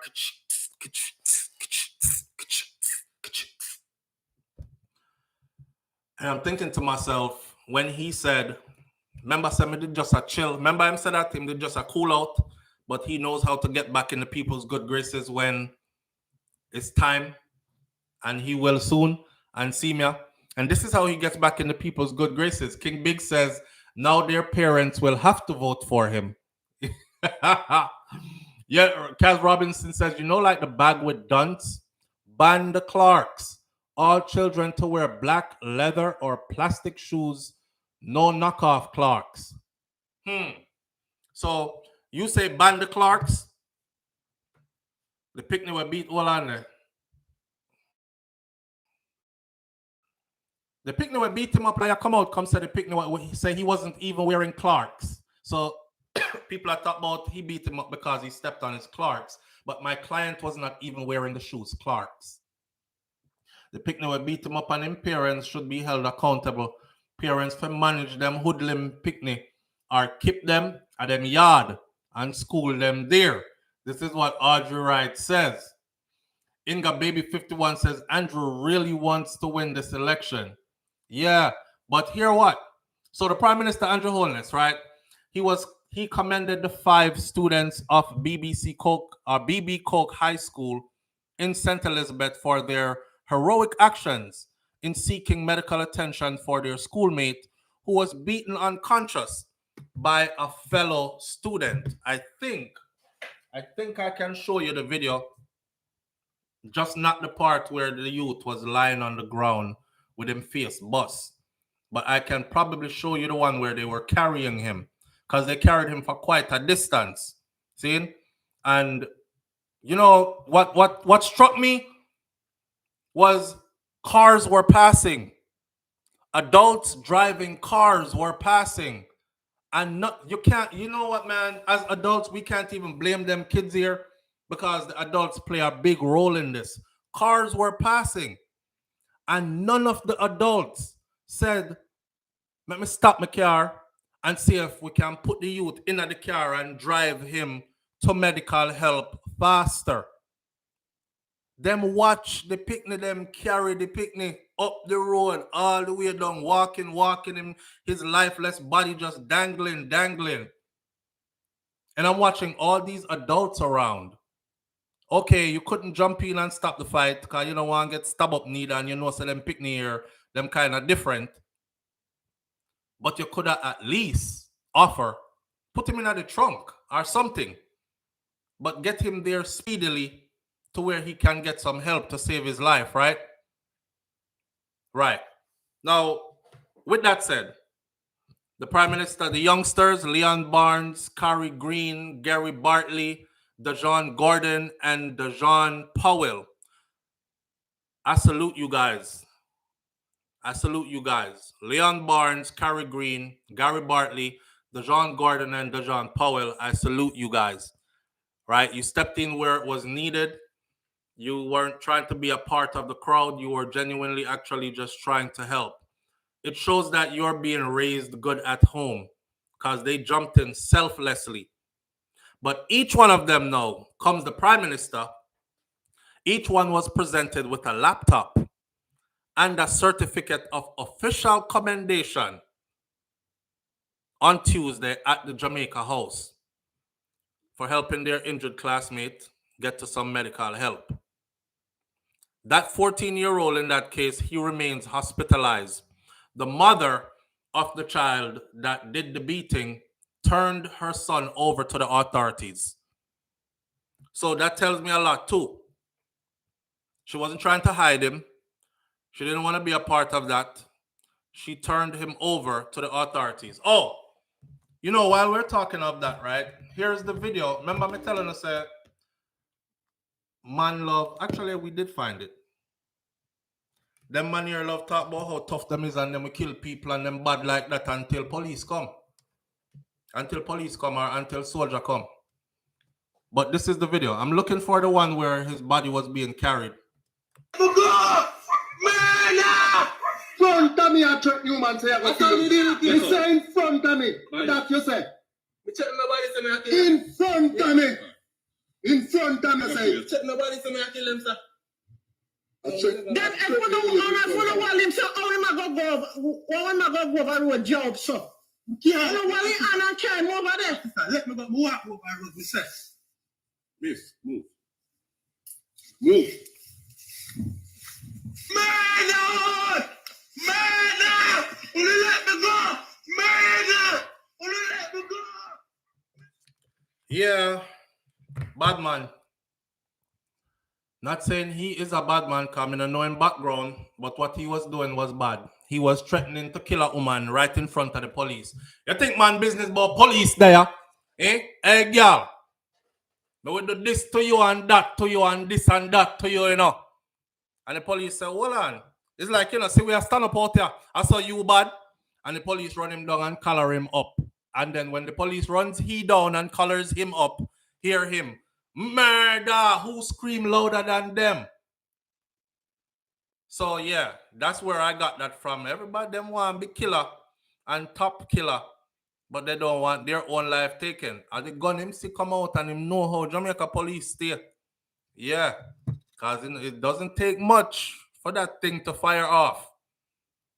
If them really want you, and next thing you know, well, we were in a shootout with him. He fired 2 shots at us.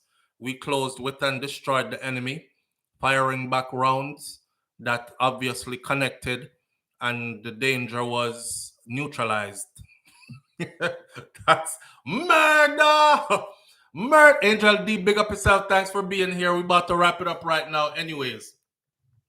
But the youth that got beat up, yeah, nah, they're showing it all the way. 3. But from the Jamaica Observer, see people in picnic there. All that for clocks. Or all that for stepping on your shoes.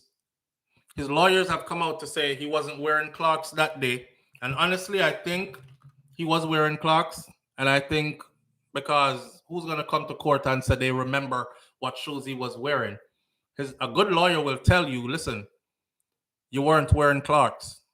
Because now this makes you look brutal. This make you look like some kind of bad man out a road where man step on your clocks and you have to go kill them. And you know clocks are Jamaica's favorite shoes. So instead of going down that road, it wasn't clocks. You weren't even wearing clocks. The fight was about something else. right? So his attorney comes out to say, my client was not wearing Clarks. So all this talk about Clarks and him beating him up because he was stepping on his Clarks, that's not what it is. My question of the day is, do we ban the Clarks? Shout out to Andrew Holness. He surely knows when to pick an opportune moment. But the youth, them well deserve it, right? It's just a little incentive to say, continue to be good and continue to look out for each other and continue to do good. Because we don't know what might have happened to that youth if he was left there unconscious. But with that said, do we ban the Clarks? Or do we keep the Clarks in school, but ban the student who committed the act? Can't ban the Clarks, because the lawyer said it wasn't Clarks. Sue him, mama, sue the school, sue the principal, sue everybody. Let me show you something about us, right? And I'll almost forget this one. Did y'all see the nurse that went to the school in her uniform to go fight schoolgirl over her man? Want to see that? And somebody said to me, say, so Flo, because I left a comment and I said, everybody is acting like because she's a nurse that she is above bad behavior. Yes, in Jamaica. I'm going to pull the video up. Everybody is acting like she's a nurse, which means that she's supposed to have some different kind of behavior. In theory, she should, because you represent a profession, right? But in reality, I said I've worked with nurses. Actually, I didn't say I've worked with nurses. I said in reality, them are some of the most boisterous people. Them boogie like anybody else and all these other things. And a woman left a comment and said, that's because you got the bogus nurses. So Flo, I know everybody who come tell you, say them a nurse, you have to believe them. So I said, do some research on my channel. Come over here anyways. Do some research on my channel and find out what my profession is and why I can speak about nurses. I work around them. Missing nurse come at work and get feel up by CNA, nursing assistant, man. And the man big, tall, and strapping, 6 something like myself, yeah, and she married to one like a short man. And I'll never forget, that was my first introduction to unprofessionalism or friggery going on the job. That, you know, when you go through college and they're telling you like you have to prepare yourself and you have to be professional, and if you do this and that, you'll get fired, and you're going in as a newbie thinking you're going into a strictly professional environment. And when you reach in there, you see the nurse that's pushing the cart, and then you see our work husband, which is a CNA, big boy, come up and blowing our ears and all kind of thing. And she's like, oh, stop. You play too much. And she goes back to charting and doing her professional stuff and taking care of patients, right? Our missing man drawing nurse gone in a closet and these things. And then I see them outside of work and I see them at the club and they look like any hood chick with the shortest stuff, the pum-pum squeeze up the most way, they're the freakiest, tongue pierced and a long out and a wave like this. They twerking the hardest. And then when you see them back at work on Monday morning, they're as professional as anything. Good morning. How are you doing this morning? All right. Had a wonderful weekend? Oh, yes, I did. Indeed. All right. Glad to see you back. All right now. Out that door. What wrong with y'all? Huh? What wrong with y'all? Y'all playing too much. Ain't fucking with none of y'all. You wouldn't believe say the same person. So those who don't know, right? I've seen it. So watch this nurse. The nurse go up there allegedly to go and confront a schoolgirl about sleeping with her man. And what ends up happening is, and the nurse in a uniform too, you know. And what I know we were talking about banning the clocks and all that. I think we've gotten past that. My whole suggestion there is, I'm confused. On one hand, I want to say ban the clocks and just make sure the youth them wear one certain specific shoes to the school. But then again, I don't know. I don't know if that's going to be helpful, because if they fight about clocks today, they'll find something else to fight about. Remember the youth that got stabbed up and died at school over a guard ring? A guard ring. because him have the one ring on him finger, and he thought another student stole it, and is him a ring where him carry go him up your man and load up him ring. And him end up stabbing next student for it. So if it's not about the clocks, it's gonna be about the ring. Then it's gonna be about the tie. If the tie is cotton or silk, then it's gonna be about, they're always gonna find something. So I kind of agree with the person who said, don't ban the clocks, ban the student. Set an example with the student. I don't know, maybe send him go to one alternative school, cut his journey short right there, because I'm sure this ain't the first time. Kaz Robinson says, ban the clocks. The cheapest pair of clocks is £90 in England. Yeah, clocks not cheap. Clocks is not cheap. King Biggs, TJ versus Byron.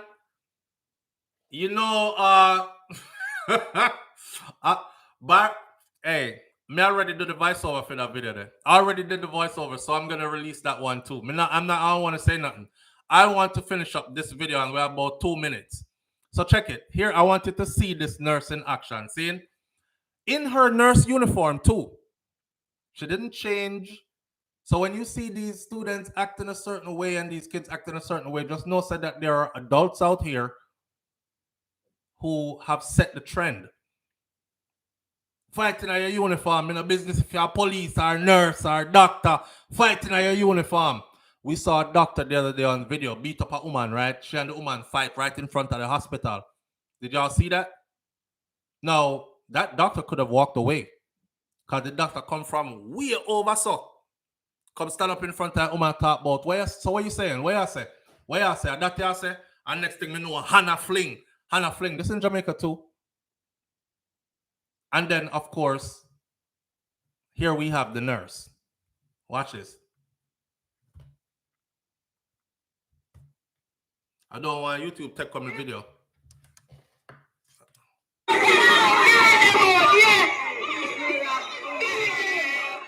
You see how the picnic them a drag her off of the school compound and how she run, go back? I can't show the whole fight. Because YouTube is going to take away our whole video. Our whole 3-hour live for this one little clip right here. So what happened was, she went, them beat her, no? Watch her beating her. You can't even find her. It's like an ant's nest. You can't even find her. The whole of the picnic them up there start beating them, beat out her daylights up there. Couple of girls grabbed her and took her off the school compound. I said, come on, let's go. See that? They were leading her off the school compound, telling her, come on, let's go. She broke away from them. What you say, girl? And what you say? And drop kick, and thump, and beer beat up. And once she started beating her, everybody else jumped in and beat her up too. Now, as a grown woman, you obviously went to school. Becoming a nurse is not easy. As quiet as it kept, it's not easy. So you obviously went to school. You have some senses. You're intelligent to a level. What make you want to go over to a high school in your nursing uniform, representing your profession, figure fight schoolgirl over man? Yes, this is a nurse and an adult. If you have a man where you feel like you're going to have to do all that, ladies, just let him go. Just let him go. Because the way how them swarm her over there, me think them did go kill her, you know. I said, damn, if one of them stab her right now in that crowd, you wouldn't be able to tell who did it. But your blood's so hot. You're going to fight picnic over a grown man. So you want a man now that is into children. Eh? Think about that. There's more to it. Y'all take your man and you want to fight her. There's more to it. You want a man that is into girls that go to school still. And you're willing to fight for him. Yeah. So yesterday when I said, women, you are more powerful than you think you are. You definitely hold that handle and everybody else hold the blade. And when you start setting the standards our society will start to become a better place. And them something that me I talk about. Big rotted woman, professional, gonna fight schoolgirl over man. Cause you want a man that like picnic. I saw. With that said, you see, make we left this right there, so. Inga Baby 51 says she has no self-respect. No, it's a common thing. It's a common thing in our country. It's a common thing. Cocky part not true, she not get none Ras Jada. But Ras Jada, remember, you know, the age of consent in Jamaica is 16, you know. So if you're a man now, say you are 35, and your man is 35, 40, and your man say, yo, me pull for your schoolers, and him pull for your schoolers and she's 16, he is within the legal realms of the law. Yes. But are you now, as a grown woman, if you look upon him and say, then brother, you're 35, you're 40, where you want with schoolgirl, you know, say, me and you can't have nothing after this. Because me don't care what the law says. My 16-year-old is a 16-year-old. That is a picnic. That is a baby. 16-year-old crutches upon them underwear, wrinkle up, and them not even know how to wipe themselves properly yet and all these things. Boy, them boxers full of doodle stripes. So where you going? What are you doing with that? What kind of example you setting? Grown woman, professional, nurse. Woman, go dedicate yourself to your career, see? And try be like one of them nurse there. We get a contract over in Canada or England or the US and go better yourself. All right? You're there, Jamaica, fight off little girl for big man. Them girls soon stab you up. It's like, you know, see what go on with the new generation. Them soon stab up your hearted. And then you're going to be what, dead? Dead. They tried to get you to leave the school compound. You wheel and come again with it. And then beat her to sickness. Oy. Hey, y'all go out there and have a wonderful day. Manners and respect to each and every one of you tuning in. I appreciate you greatly. Thank you. You don't know is love and respect every time, right? All right. One love. Go with God. And remember, karma is real. You can't get it from karma. You can go confess to your God all you want to, but karma and you will have a different relationship. It misses no address and everybody get their share, right? So think before you do. I'll see y'all tomorrow right here. God spare my life. I'm out. Peace.